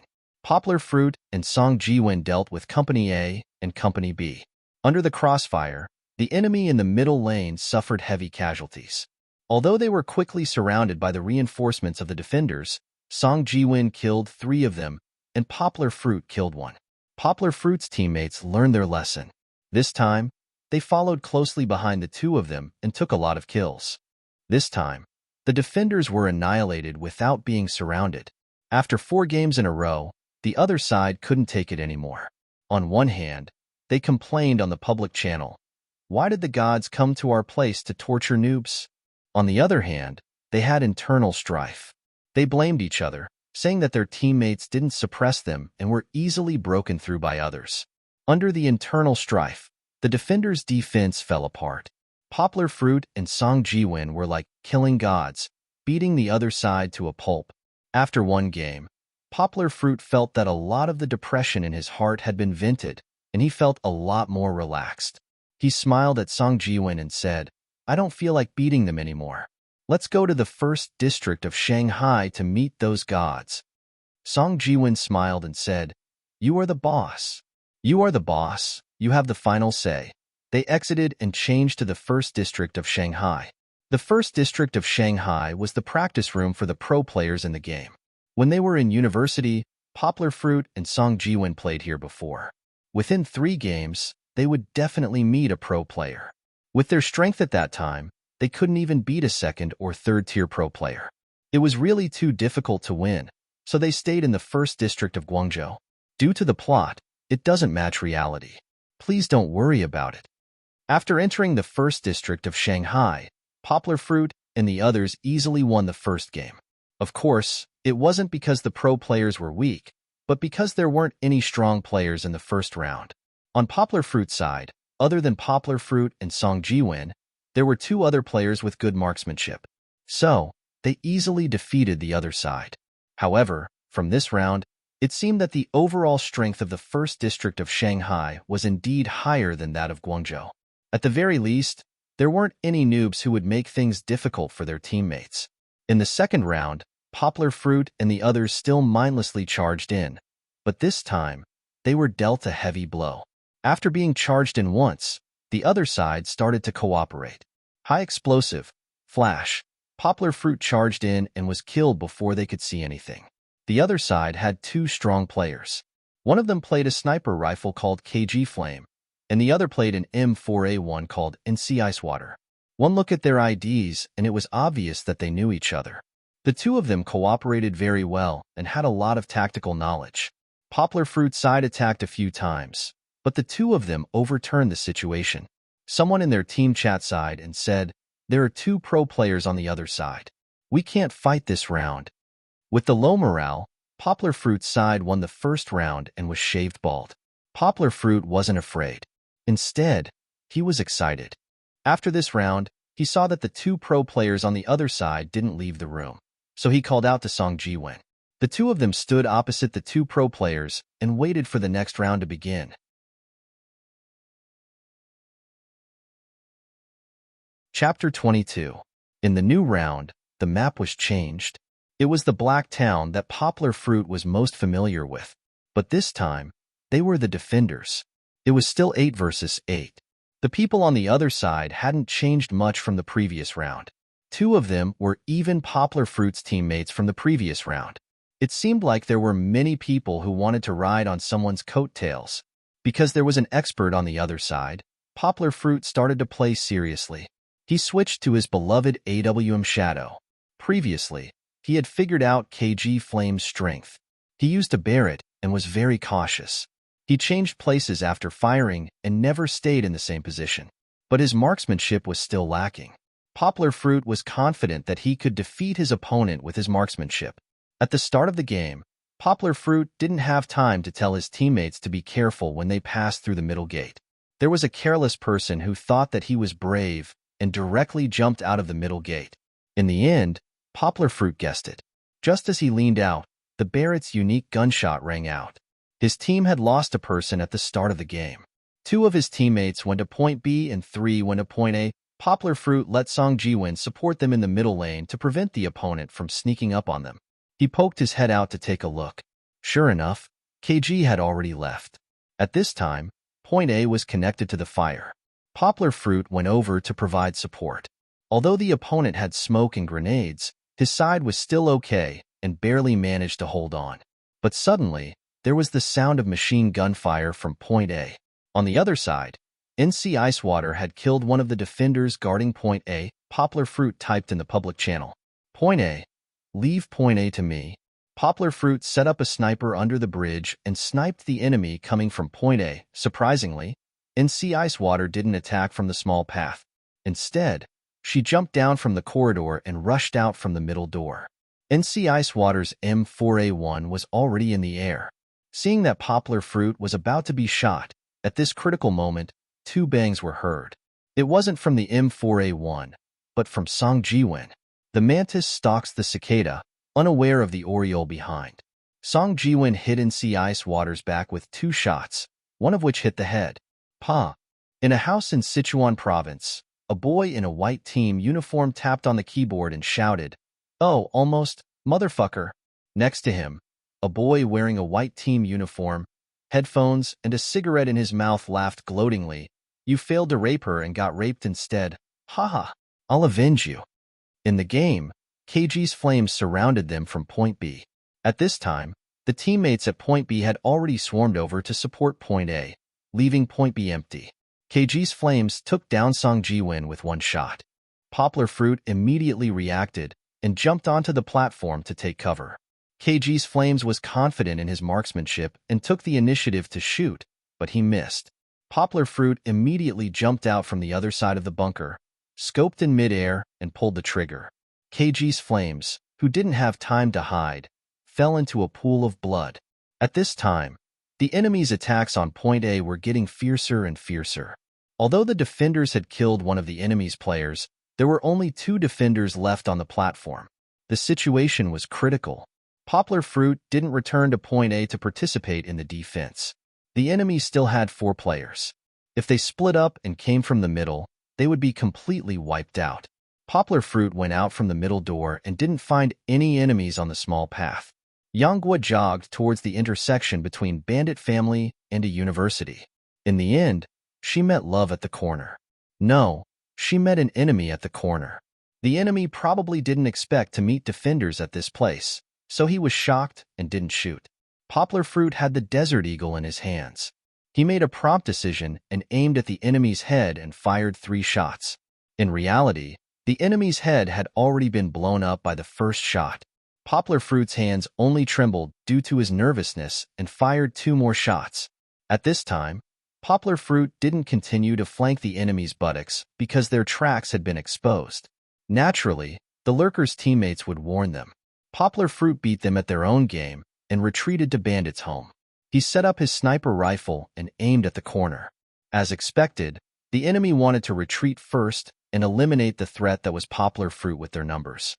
As soon as the first enemy appeared, Poplar Fruit pulled the trigger without hesitation. The powerful firepower of the AWM sent the enemy flying and two figures jumped out from behind him. At this time, it was obviously too late to fire a second shot. Poplar Fruit decisively pulled back his knife and retreated to the bridge. As expected, as soon as Poplar Fruit retreated, two bullets were already flying towards him. The bullets hit the spot where he was just standing, leaving bullet marks on the ground and the wall. Poplar Fruit was not worried about damaging the environment. In the game, the bullet marks would disappear in a few seconds. Poplar Fruit took out a high explosive, pulled the pin, and threw it at the wall. However, he regretted throwing the high explosive. The high explosive would only damage the enemy's health. If he wasn't close enough, he wouldn't be able to kill them. It would be better to throw a flash. Poplar Fruit had already thought about it. If everything went well, he would kill one of them with a jump sniper and then finish them off with the Desert Eagle. In the end, the last two lurkers were injured when they exchanged fire with the Guardians on Avenue A. Their HP was almost depleted, and as a result, the high explosion deflected off the wall and fell directly to their feet. With a bang, the two of them died. Fuck, two dead. The one who shouted was Song Ji-won. He was looking at Poplar Fruit's perspective. On the other hand, Poplar Fruit stared blankly at the top right corner of the screen, showing that he had killed two people. He felt that it was a little unbelievable. He thought that it would take more effort, but it ended just like that. The team chat was flooded with messages again. In this game, Poplar Fruit, who used a sniper rifle, had taken out 6 people. It was a dazzling record. His teammates were all praising him. In the second game, Poplar Fruit started off with KG Flame in the middle lane. He probably wanted to compete with Poplar Fruit. Poplar Fruit fought with him for 2 rounds. He caught him off guard and took out the opponent's best sniper. The next game was easy. The enemy didn't form an effective attack. Although NC Icewater was very brave, with Poplar Fruit pulling the line of fire, Song Ji-won finished him off with an AK. The second game was also easily won. In the third game, the enemy started to organize a wave of feints to attack Point A and attack Point B. Poplar Fruit didn't catch KG Flame in the middle lane. It seemed that he also understood that he couldn't beat Poplar Fruit in a head-to-head fight. Therefore, he probably retreated to the backfield to be the commander. In this game, the defender's main force was all attracted to Point A, and then Point B was quickly broken through by the lurkers. After getting out of the safe zone, Poplar Fruit's teammates rushed into the enemy's fire zone and fell one after another. Poplar Fruit was also killed by the elusive NC Icewater from behind. 2 against 1. In the fourth game, Poplar Fruit typed to communicate with his teammates. He told them to defend well and not panic. This time, the enemy attacked Point B first. Poplar Fruit saw that Point B was under attack and thought that the enemy would attack Point A. However, according to Song Ji-won, who was stationed at Point B, the enemy's firepower was very fierce. There were at least 5 or 6 people gathered. Poplar Fruit judged that this wasn't a feint, but a real attack on Point B. Poplar Fruit called for his teammates to support Point B while he himself charged toward Path A. There was no one in Path A, but Poplar Fruit didn't let down his guard. He poked his head out from the corridor and immediately retreated. A sniper bullet hit a wooden post. Sure enough, KG Flame was watching this place to prevent the defenders from surrounding him. Before he fired a second shot, Poplar Fruit jumped out and used the slope as cover to switch to his AWM. He couldn't immediately determine KG Flame's position, but he was sure that this guy wouldn't stay at the sniper's spot. Poplar Fruit crouched and walked to the end of the slope. He suddenly jumped out and quickly twisted his body to dodge. KG Flame saw a figure flash out and pulled the trigger. He then looked through the scope to see if he had hit. This was a bad habit. Poplar Fruit dodged the shot and didn't give his opponent a second chance. He immediately crouched down, opened the scope, and aimed at the direction where the bullet came from. He saw a head in the distance through the scope, but that was enough. Poplar Fruit swung his mouse, pressed the left button, and hid with his blade cutter. However, this shot hit. Poplar Fruit saw the notification on the top of the screen and breathed a sigh of relief from behind cover. The enemy was in the dark while he was in the light. Moreover, the enemy was a professional sniper. This kind of pressure wasn't normal. After taking care of KG Flame, Poplar Fruit went to support Song Ji-won and the others. With Poplar Fruit's encirclement, This round was quickly won. This is a tough one. In the house in Sichuan, the guy with a cigarette in his mouth said as he scratched his head. The guy with the IDNC ice water nodded and said with lingering fear, "This Condor Hero guy's sniper is really overpowered. He's comparable to Brother Bao from the home team." Hee. The guy with the cigarette in his mouth put out the cigarette but in the ashtray and laughed. No matter how good he is, he's still just an amateur player. Since we can't beat him with guns, let's show them what a professional team is like. Brother Hua, are you serious now? And Sea Ice Water said with a smile, "Okay, let's play." After 3-1, Poplar Fruit realized that the enemy's firepower was even fiercer. Not only did they change their tactics, but they also caused a lot of damage to the defenders during their charge. They still used the tactic of flanking from a point, but the main point of attack would always be in Sea Ice Water and KG Flame behind him. The coordination between the two of them was simply too frightening. If the defenders focused their firepower on NC Ice Water would quickly find cover, and the defenders would have a hard time killing this guy who moved erratically. At this time, KG Flame's sniper in the back began to take aim. Any defenders who showed their heads were killed. If the firepower on NC Ice Water was slightly weaker, then NC Ice Water would let them know what a professional player was. As long as he fired his M4A1, there would be casualties within 3 bullets. The two of them were like a sharp knife, easily tearing open a large gap in the defender's defense. Then, the teammates behind them would swarm forward and quickly finish the battle. This tactic seemed to work every time.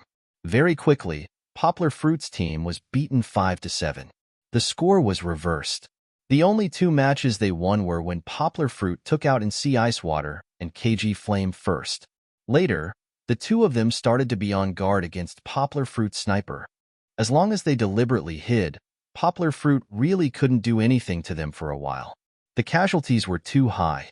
Poplar Fruit frowned and typed a command to his teammates. When faced with a strong attack, don't defend. Protect your own life first and retreat. Use flash and high explosive to delay their encirclement. After playing so many matches, Poplar Fruit's strength was obvious to everyone. The defenders also tacitly accepted Poplar Fruit's command. The lurker smoothly got onto the platform.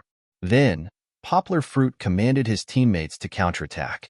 The method used was exactly the same as KG Flames. Poplar Fruit and Song Jiwen became the sharp knives of the counterattack. Although it was just a method he had learned from the enemy, Yanghua was able to display it to the fullest. Song Jiwen's AK was a far cry from NC Ice Water. However, Poplar Fruit's sniper rifle was just like Li Xuanhuan's throwing knives, never missing a target. It perfectly made up for this flaw. Poplar Fruit led the defenders to successfully counterattack 3 times in a row. The score was now 8-7. As long as they took down one more match, they would win. For a moment, the defenders' morale was high. Everyone was rubbing their hands and waiting for the arrival of victory. Suddenly, Kiki's cries could be heard from the baby monitor next to Poplar Fruit's screen. Kiki was awake. Poplar Fruit hurriedly threw down the mouse and stood up. Song Jiwen saw this and shouted, "Old Gua, it's about to start. What are you doing?" "My daughter is awake." "Damn, it's over after one match. You finish it first." "It's just a game. Taking care of Kiki is more important," Poplar Fruit said without turning his head. Song Jiwen was helpless. He could only bite the bullet and continue playing. Poplar Fruit's Condor Hero did not move. The result was obvious. They lost one match and the score was tied. The teammates' channel and public chat were immediately flooded with messages. "Why isn't Condor Hero moving? God, save me. Haha, you're going to lose." This was the message from the opponent. "Spear God, do you know what happened to Condor Hero?" Song Jiwen's ID was Spear God. He looked at Poplar Fruit, who was gently comforting Kiki, and helplessly typed a reply, "His daughter is awake. He's going to comfort her. What the fuck? He loves his daughter more than his country. What a scam. What a scam." Poplar Fruit gave everyone hope when they were in despair. Then, at the moment when they were about to win, he pushed them back into the abyss again. After the last match, KG Flame and NC Ice Water, who were far away in Sichuan, didn't know whether to laugh or cry. They thought they were going to lose, but somehow they won again. The two looked at each other. KG Flame said with lingering fear, "This Condor hero is too strong. He learned our way of bullying noobs in just a few matches. Yeah, if he didn't suddenly stop moving, we would have lost." And Sea Ice Water wiped the cold sweat on his forehead. "What a pity," KG Flame said regretfully. "He's already an uncle with a daughter. I was just thinking of asking him to join our team."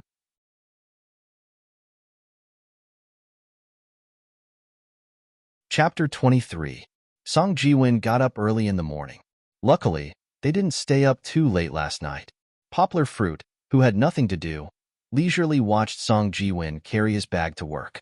He slowly finished his breakfast, packed his things, and then woke Kiki up to serve milk to the little princess. Poplar Fruit was going to get the paternity test report today, but he wasn't in a hurry at all.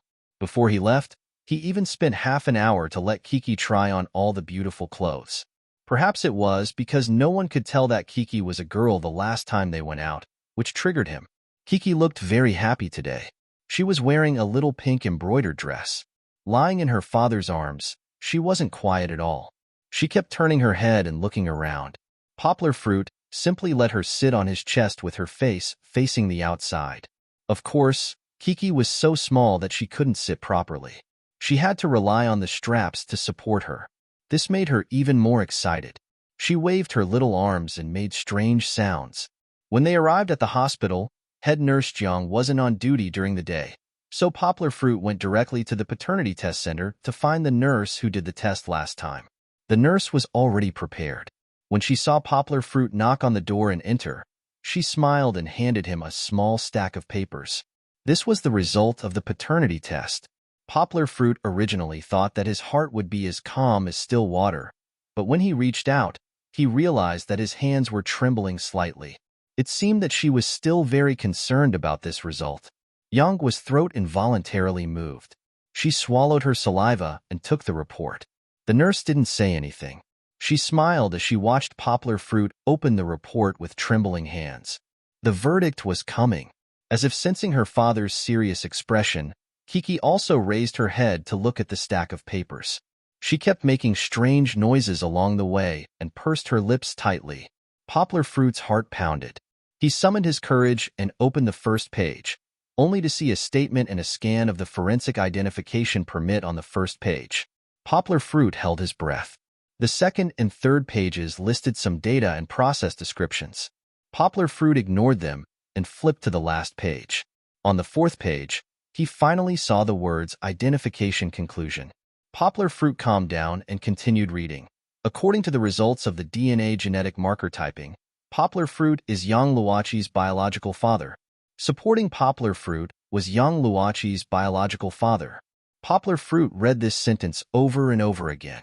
In fact, with his memory, he could recite it backwards after reading it the first time.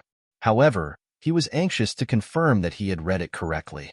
He glanced at the analysis again and saw that the probability of a biological relationship was 99%. 9,999%. Poplar Fruit smiled happily. He lowered his head and kissed Chi-Chi. He rubbed her little head and said with a smile, "Chi-Chi, you've finally become Daddy's daughter in name and in name." As if she had been released from her depression, Kiki also cried out, "Yeah, yeah." Her little hand scratched the report. Poplar Fruit quickly raised his arm and said, "Hey, don't move. This is the key to whether you can be registered in Dad's household register or not." The nurse next to them had seen too many fathers like Poplar Fruit who were so happy that their mouths were grinning from ear to ear when they read the report. She just stood aside with a smile and didn't go forward to disturb the warm moment between the father and daughter. After coming out, Poplar Fruit fed Kiki water while calling Song Jiwon. "Mosquito, yes, it's me. Let's go to your house for dinner tonight." "Yes, I got Kiki's report." Needless to say, she must be my, Poplar Fruit's, daughter. "What do you mean by I'm in a hurry to register my daughter's household register?" Poplar Fruit shouted into the phone a little guiltily. "I also want to visit my godparents." "Okay, I'll stop talking. I'll go back first. I'll bring your things over first. You can go home directly after work tonight." "Okay, see you tonight." After putting the phone and the milk bottle away, Poplar Fruit wiped the water from Kiki's mouth with a small handkerchief. He said to himself, "Kiki, Dad is happy today. Let's not squeeze in the subway. Let's take a taxi." Sitting in the taxi, Poplar Fruit proudly took out the report and flipped to the back to look at the results. He proudly kissed the photo of himself and Kiki, then wrapped it in a file and stuffed it into his bag. If Song Ji-won saw it, he would definitely laugh at him for being a show-off. When they got home, Poplar Fruit only made milk for Kiki because they bought food on the way home. Then he and Kiki had a good afternoon nap. Before going in the afternoon, Poplar Fruit called his godmother first. His godmother, Lu Su-chin, had already retired, and she didn't like to chat and dance with the old ladies in the neighborhood every day. So she often watched soap operas at home and was very bored. When she heard that Poplar Fruit was coming, she was very happy and repeatedly asked Poplar Fruit to bring Kiki over quickly. The old lady had been looking forward to holding a grandson for a long time. Although Song Ji-won changed girlfriends frequently, he had never dated for more than half a year. In addition, Song Ji-won had just started work and was still young, so it wasn't good to rush him. Poplar Fruit had acknowledged his godparents when he was in university.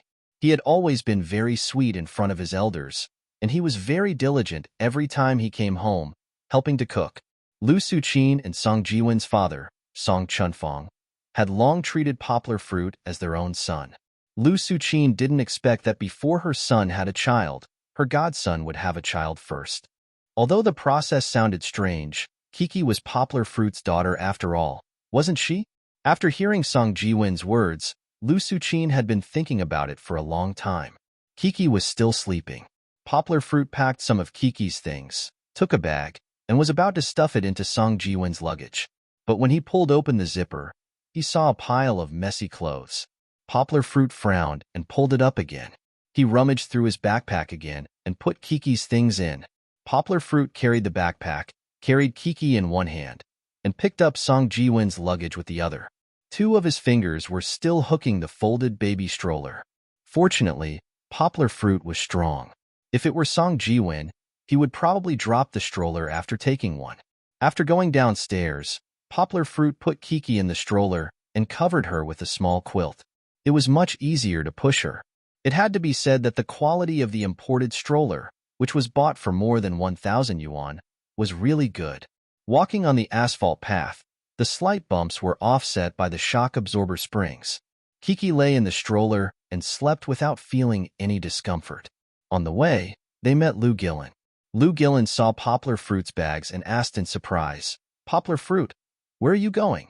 Are you going back to your hometown or moving?" Poplar Fruit smiled and said, "No, I'm just going to visit a relative. This bag of things is Song Ji-won's. I'm going to give it to him." As he spoke, he raised the bag in his hand and gestured to Lu Gillen. Lu Gillen enthusiastically helped Poplar Fruit carry the bag and ran to the gate of the community to stop a taxi for him. Lu Su-chin was waiting anxiously. In the taxi, Poplar Fruit received several calls from her. She kept asking if Poplar Fruit had arrived. When Poplar Fruit just got out of the taxi with Kiki in his arms, the old lady, who was waiting at the gate of the community, trotted all the way to greet them. Without any explanation, she took Kiki from Poplar Fruit's arms. Poplar Fruit took out the bag and the stroller from the trunk of the taxi and said to her, "Godmother, why didn't you stay at home? Why did you come out to pick me up? It's not the first time I've come." Lu Su-chin glared at Poplar Fruit and said, "Who said I'm here to pick you up? I'm here to pick up my granddaughter." She smiled and looked at Kiki, who was wrapped in a small quilt, and said, "My granddaughter is so cute. Look at her small face. She's a beauty." Poplar Fruit curled his lips and said, "She's not even a month old yet. How can you tell that she's a beauty?" However, he only said this in his heart and didn't dare to talk back to Lu Su-chin. Of course, when his godmother said that his daughter was beautiful, Poplar Fruit was actually secretly happy in his heart. Unfolding the baby stroller, Poplar Fruit said, "Godmother, put Kiki in the car. It's tiring to carry her." "It's okay. It's just a few steps." Lu Su-chin didn't look back. She carried Kiki and walked home. Poplar Fruit was helpless. He smiled bitterly and pushed the empty stroller behind them. The Song family lived in a duplex with more than 100 square meters. It was much more comfortable than the small house rented by Poplar Fruit. On the first floor, there were 3 bedrooms, 2 living rooms, and 2 bathrooms. The big master room was for Song Chunfong and the others. The small rooms were a guest room and a study room. Song Jiwin lived on the second floor. There were 2 rooms on the second floor, but there was no living room. Therefore, the ceiling of the living room on the first floor was very high. The whole house was decorated in an antique style.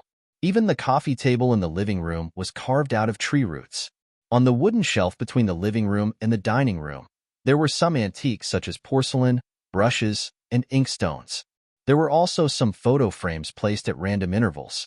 At a glance, it made people feel that the owner of the house was very particular. After entering the house, Lu Suqin was busy carrying the child. She sat on the solid wood sofa like an empress dowager and softly instructed Poplar Fruit to do the work. Poplar Fruit didn't stand on ceremony. After he put everything away, he took a bag of tea from the cabinet in the dining room and walked back to the living room to sit down. People in Guangdong liked to drink tea. Anyone who could afford it would have a tea set at home.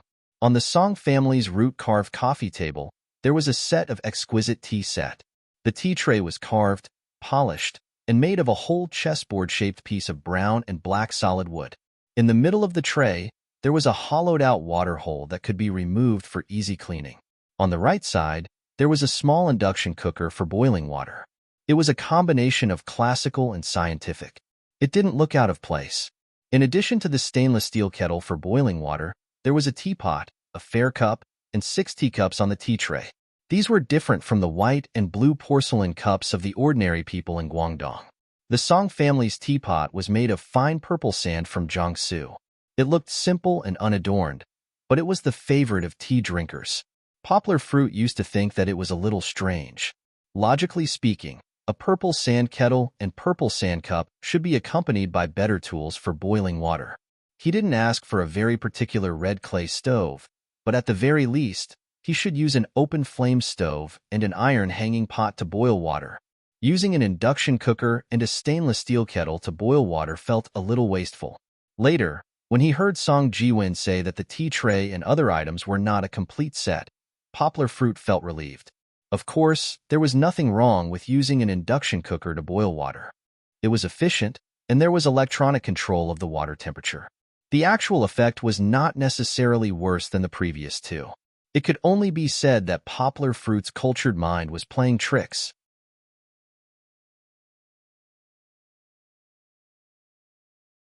Chapter 24. Kung Fu tea is very particular. There are many steps to brew and taste it. It takes a lot of effort to drink a cup of Kung Fu tea. In ancient times, the Kung Fu tea had to first burn incense and calm the qi. There were also many complicated customs. However, such a complete Kung Fu tea process could only be seen in high-end tea houses or clubs. How could ordinary people play with so many tricks? The water used in the Song family's tea is spring water from the mountains in the suburbs. The spring water is poured into the plastic bucket used in the water dispenser. After paying for it, someone will send over a bucket every day. Feng Yu does not need to insert it into the water dispenser. He just plugs in a simple water dispenser and presses the plastic water pump to squeeze out the air from the water dispenser. Under the strong atmospheric pressure, the spring water flows out from the water dispenser. Poplar Fruit fills half a pot with spring water and puts it in the induction cooker to boil. Half a pot sounds small, but it is not. This stainless steel kettle is too big. It is enough to boil half a pot. Without waiting for the water to boil, she heard the sound of the boiling water in the kettle become softer. Yanghua lifted it up and used a pair of special tweezers to pick up the Yixing clay kettle and the Yixing clay cup. After rinsing them, she put the kettle back to continue boiling. You are just like old Song. You have to go through so much trouble just to drink tea. From what I see, you can just drink it in a big tea vat. Lu Suqin is watching from the side. She does not like so many formalities. The carefree Song Jiwin is just like her. Poplar Fruit pours the tea leaves into the teapot and fills half of the teapot. When the water starts to boil and bubbles form on the surface, Poplar Fruit turns off the induction cooker, picks up the kettle, and pours the boiling water into the kettle. The first batch of tea is not to be drunk. Poplar Fruit pours the tea into the fair cup and then pours in the boiling water for the second time. Poplar fruit covers the kettle and pours the boiling water into the kettle. This step can make the tea leaves in the kettle taste better. The first batch of tea in the fair cup can be used to rinse the teacup again. After pouring away the waste tea, Poplar fruit added a strainer to the fair cup. He used his thumb, index finger, and middle finger to pick up the already dry Ising clay teapot and poured all the brewed tea into a fair cup. The tea foam that floated out of the teapot was blocked by the filter. When the filter was removed, only the clear yellow tea was left. Poplar fruit first poured a cup and placed it in front of Lu Suqin on a small cushion. "Godmother, please have some tea." Lu Suqin picked up the teacup and covered it with her left hand to prevent the hot water from dripping onto Kiki's body. She drank it while it was still hot. Not bad. However, she couldn't pinpoint exactly what was so good about it. Poplar fruit refilled her glass and then poured himself a glass. He picked it up and sniffed it. Then, he took a small sip and finished it in one gulp. The tea leaves in the dining room of the Song family were not the best, but they were still very good Chuanzhou Tiguanyin tea. It smelled fragrant. At first, there was a faint bitter taste. After drinking it, one would feel the aftertaste sweet and full of saliva. The second batch of tea was the most fragrant and had to be drunk while it was hot. Usually, one person would drink a cup, but today, only 2 people drank it. Poplar fruit drank the rest of the cups one by one. Lu Suqin drank the tea slowly and chatted with Poplar fruit. "I heard from Jiwen that you quit your job now?" Lu Suqin asked. Yes. Kiki can't leave me now. She won't drink milk when I'm not around. She can't stop crying. You know my job. I have to work overtime. Recently, the manager wants me to go on a business trip to Yingjiali. I might as well quit my job." Poplar fruit said. The delay is because of you." Lu Suqin sighed. "You do a good job. It's a pity that you quit." "Don't I have to take care of her? What's there to be sorry about?" Poplar fruit laughed. "You discussed with me before and asked me to take care of her for you. You could have picked her up when I got off work. I tried before, but the neighbor called at noon and Kiki called me back. The most important thing was that Kiki was seriously ill that night. I don't think it's a good idea. I have to do it." "You make it sound so easy. If you don't work, how can you afford to take care of the child? Let me calculate for you.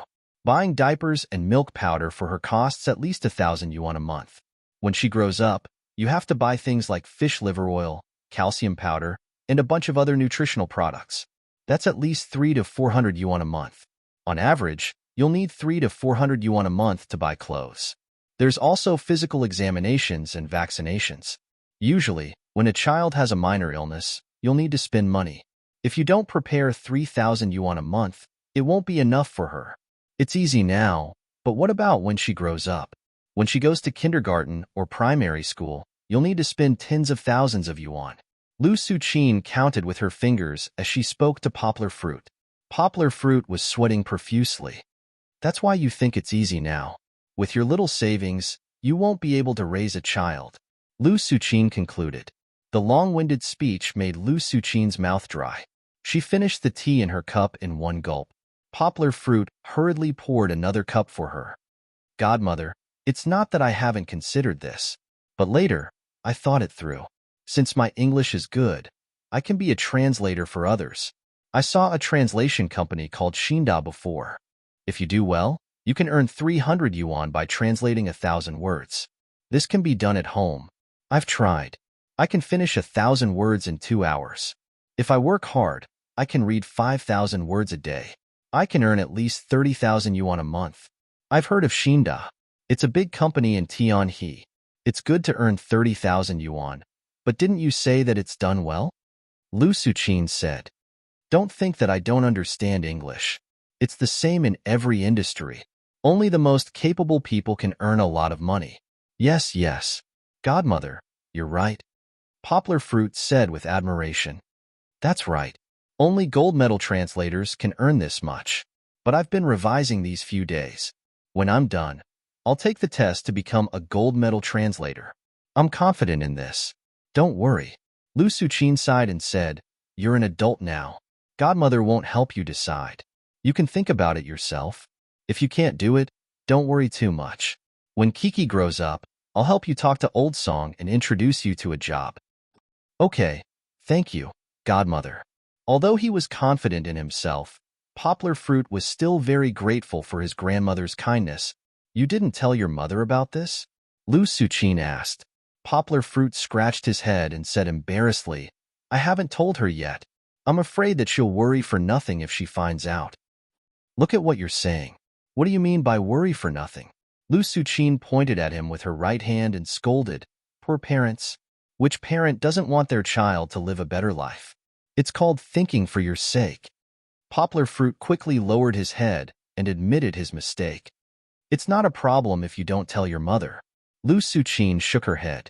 Although Poplar Fruit admitted his mistake, he still insisted, I really can't let her know now. I quit my job. If she finds out, she'll be so worried that she won't be able to sleep. It's better to wait until I earn some money and my conditions are better. Then I'll tell my family. Lu Suchin saw that she couldn't persuade him, so she stopped talking about this topic. Yesterday, Jiwen went to your house. I heard that you were heartbroken? Lu Suchin asked. Yeah, I broke up with my girlfriend. When Poplar Fruit said this, his expression was casual, as if he was gossiping about someone else. Is it because of Kiki? No, it's mainly because their personalities don't match. Poplar Fruit lied. He didn't know why, but he was a little resistant to others saying that Lu Yunran left him when he was in such a difficult situation. Probably because she didn't want others to think that she was a heartless person. Lu Suchin had lived for many years. How could she not understand Poplar Fruit's little thoughts? However, she didn't point it out. She comforted Poplar Fruit. Don't worry too much. A man doesn't have to worry about not having a wife. In a few days, I'll introduce you to a few. Poplar Fruit was drinking tea.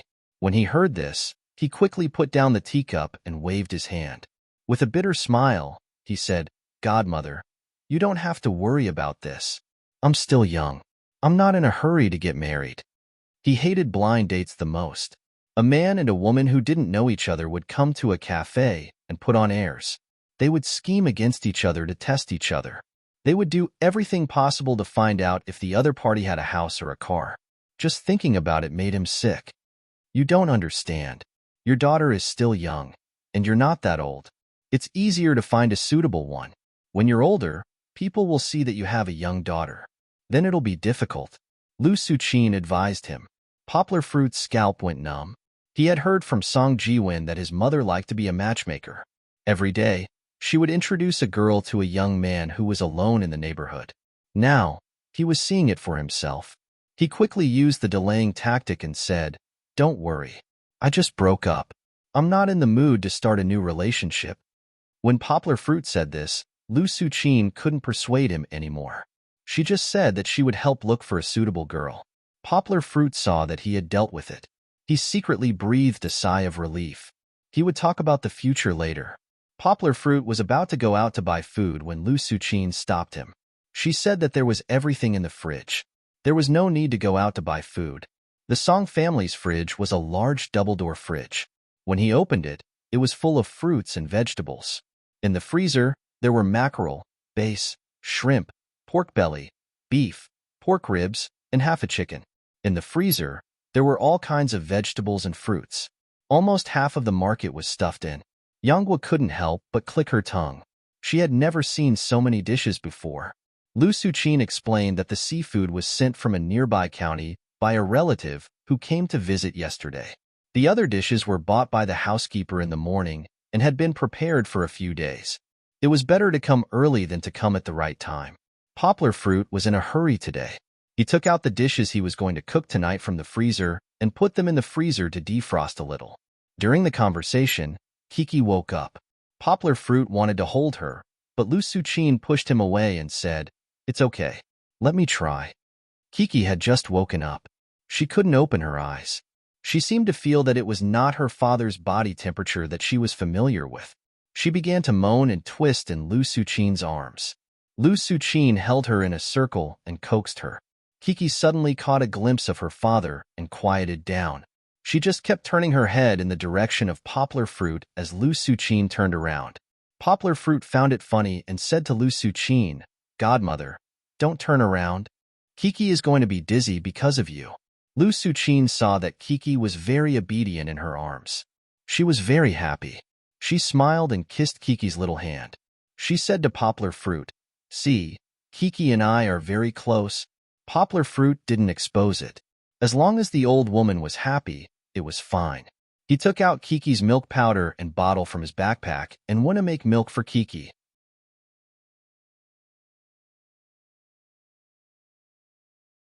Chapter 25.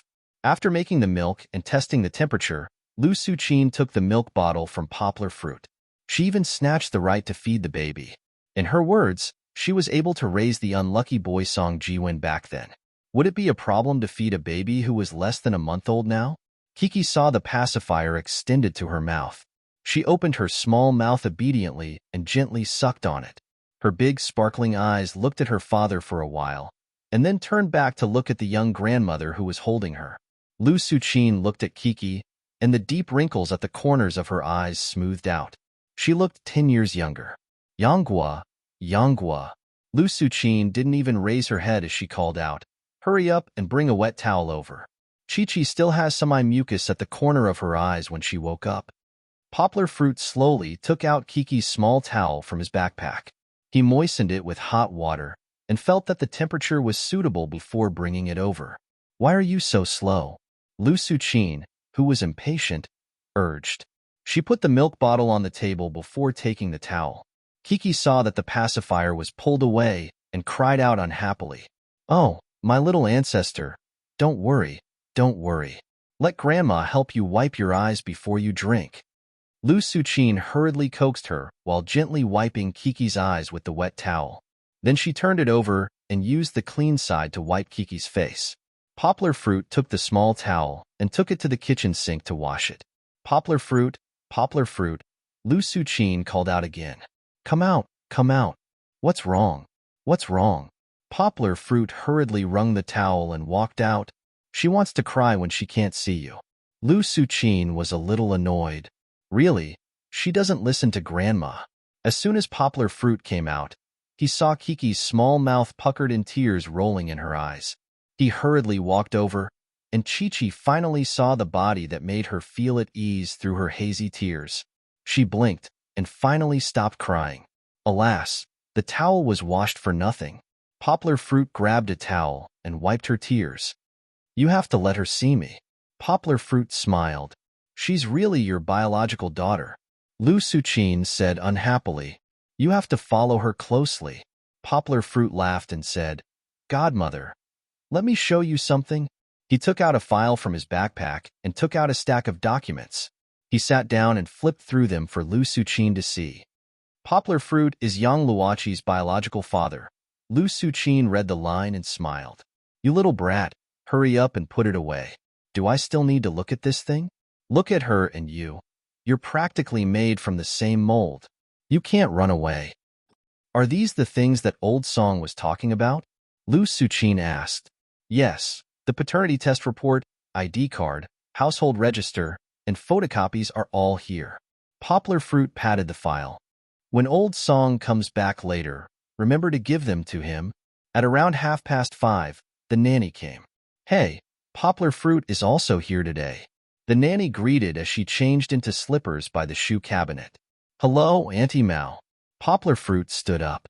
"Since you're here, I'll have to hand over the responsibility of cooking over to you again. I wonder what delicious dishes you'll be able to secretly learn today." Auntie Mao smiled. "You're too modest, Auntie Mao. The soup you make is the best." "Sister Lu, hey, whose child is this?" Auntie Mao walked in and saw Kiki drinking milk in Lu Suqin's arms. "Haha, look, isn't she standing right in front of you?" Lu Suqin smiled. "Poplar Fruits?" Auntie Mao said in surprise. "I've never seen you bring her here before." Auntie Mao came from the countryside and had seen too many young people getting married and having children in their teens, so she wasn't as surprised as others that Poplar Fruit had a child in his early 20s. She was born at the end of last month. Poplar Fruit said with a smile. Since it was time to cook, Lu Suqin had to carry Kiki to sit in the dining room. The kitchen door was transparent, so that Kiki could see Poplar Fruit's figure and wouldn't make a fuss. "Shall we cook pork rib soup?" Auntie Mao asked. Okay. Poplar Fruit nodded. They took out base, prawns, pork belly, beef, pork ribs, vegetables, carrots, corn, lotus roots, onions, and chives from the fridge. Auntie Mao picked up the prawns and was about to peel the shells when Poplar Fruit stopped her and said, Auntie Mao, you don't have to peel all the prawns today.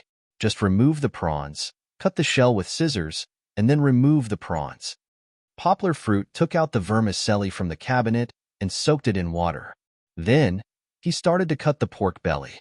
A long strip of pork belly was cut into pieces by Auntie Mao. She heard a series of knife sounds. When Auntie Mao looked back, the pork belly had been cut into pieces that were half a finger wide and 2 fingers long. Although the speed was fast, the shape of the pieces were actually uniform. Poplar Fruit put the cut pork belly on the plate next to him and ignored her. Don't we need to marinate it? Auntie Mao asked curiously. No, we need to braise it later to infuse the flavor. Poplar Fruit said as he cut the beef. By the way, Auntie Mao, marinate the prawns with salt and cooking wine later. The beef was cut into thin slices that were about 1 centimeter thick. Poplar Fruit added corn flour, ginger slices, pepper, cooking wine, soy sauce, and soybean oil to marinate it. After doing all this, Poplar Fruit did not continue to process the base. Instead, he washed his hands and turned on 2 stoves. He boiled water in a clay pot and heated up a pot. Auntie Mao took the knife and chopping board and washed them briefly. Then, she started to process her pork ribs, carrots, corn, and lotus roots. When the pot was heated up, Poplar Fruit added half a spoonful of oil. Then, he poured in the pork belly and stir-fried it on low heat. When the pork belly turned slightly yellow, Poplar Fruit added a few cloves of garlic and ginger slices. After stir-frying it twice, he added soy sauce to increase the color. Then, he poured in rice wine and scooped a spoonful of sugar. After stir-frying, Poplar Fruit lifted the pot with his left hand and slowly poured the pork belly into the clay pot. After the clay pot boiled water, he lowered the heat and covered it with a lid to simmer it slowly. What's this pork belly called? Auntie Mao asked. She had also processed her pork ribs and other ingredients. Then, she put them into the electric soup cooker that was specially used for cooking soup. This cooking method is said to be a Hakka dish. However, it doesn't have a special name. Poplar Fruit laughed. After wiping his sweat, he took out the base. Although it was not as fresh after being frozen, Poplar Fruit still planned to steam it. The base's innards had already been processed. Poplar Fruit only made a small cut in the middle of the fish's back. This cut was mainly to prevent the fish's skin from being broken by the steam during steaming. It would better protect the fish's appearance. After cutting it, he added cooking wine, salt, and pepper to marinate it. While waiting, Poplar Fruit took a scallion and sliced it into thin strips. He did the same with the ginger. Some of the ginger and scallion were stuffed into the fish's belly. The rest was spread out at the bottom and sprinkled on the surface. Auntie Mao, who was at the side, helped to cook and prepare the vegetables. Poplar Fruit scooped up the vermicelli and placed it on a plate. The prawns were symmetrical with their heads facing in and tails facing out. Then, he sprinkled garlic on top. After opening the clay pot, Poplar Fruit stirred the pork belly to prevent it from sticking together. Then, he continued to cook. It's time to start cooking. Before that, Poplar Fruit put the base into the steamer basket and placed it on the rice cooker. He steamed the fish using the steam from the rice cooker. After the wok was heated, Poplar Fruit poured some oil into the chopped onions and stir-fried them. He scooped them up and placed them on a plate. Then, he poured the oil into the beef. The beef could not be stir-fried for too long. If it was stir-fried for too long, it would be overcooked. When the color was about to change, he could pour in the onions and Poplar Fruit. Then, he added the oyster sauce and light soy sauce to stir-fry. The main thing was to stir-fry the sauce evenly and put it on a clean plate. Auntie Mao helped to wash the dishes so that Poplar Fruit would not be in a hurry.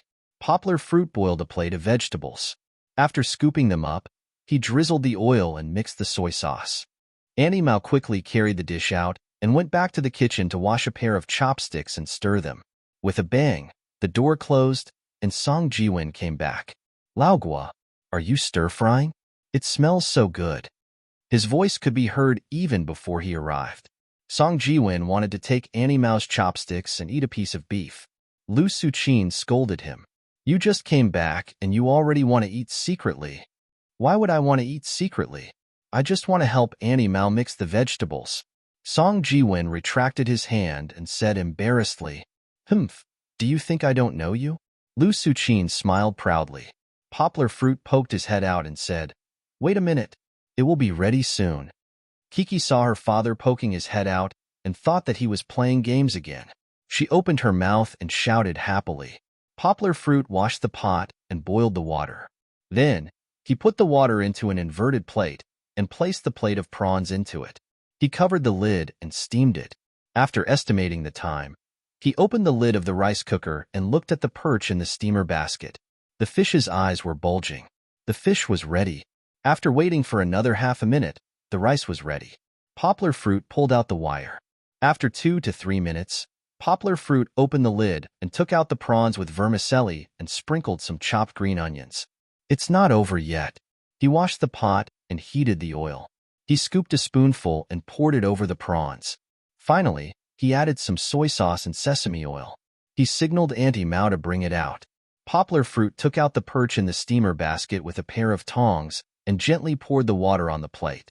He scooped up the remaining hot oil in the pot and poured it over the fish. Then, he mixed some special soy sauce and drizzled it over. The white and tender fish on the back of the fish formed a sharp contrast with the dark sauce at the bottom of the plate. The smell was enough to make one's mouth water. At this time, Song Chunfong came back. He was also happily teasing Chi-Chi in the dining room, while Song Jiwon was staring covetously at the delicious food on the table, drooling all over the floor. After Annie Mao finished washing the dishes, she said goodbye and went home. Lu Suqin asked her to stay and eat with her, but Annie Mao smiled and declined. She also had a child at home, so it was not convenient for her to stay for dinner. The fish is here. Poplar Fruit was wearing an apron and holding the steamed perch. He shouted, Wash your hands and eat. The taste will be bad if it gets cold. Song Jiwon was the first to run with a grin. Poplar Fruit turned off the stove and wrapped a towel around it. He held the steaming pot of pork belly and brought it to the table. Song Jiwon picked up his chopsticks and directly picked up a piece of pork belly from the steaming pot. He blew on it twice and stuffed it into his mouth. The pork belly was still very hot. Song Jiwon grimaced as he stirred the meat in his mouth. He gave a thumbs up and praised, Oh, delicious. Oh, it's so delicious. He could not even speak clearly. Song Chunfong helped to bring out the lotus root corn pork rib soup. Poplar Fruit also took the rice from the rice cooker and put it on the cushion on the table. He washed his hands and opened the baby stroller. He took Kiki and carried her to sit in the stroller. Kiki wanted her father to carry her for a while more, so she cried out, Ah! Poplar Fruit kissed her and smiled. Kiki, sit for a while. Daddy will carry you after dinner, okay? Kiki quieted down and looked at her father with round eyes as he sat at the table. They ate and gave him a thumbs up as they ate. It was as if this was a family dinner on New Year's Eve. Everyone's expression was very happy, and their smiles were brimming with happiness. The steam from the food softened the lights and made the atmosphere in the dining room more warm. You're tuning in to the Romance Rendezvous YouTube channel. We're so grateful for your support, and don't forget to subscribe to join us on this incredible journey through captivating stories. Your generosity through donations truly makes a world of difference, as it's the primary source of revenue that allows me to expand and enhance this channel for you. Thank you from the bottom of my heart for being a part of this adventure.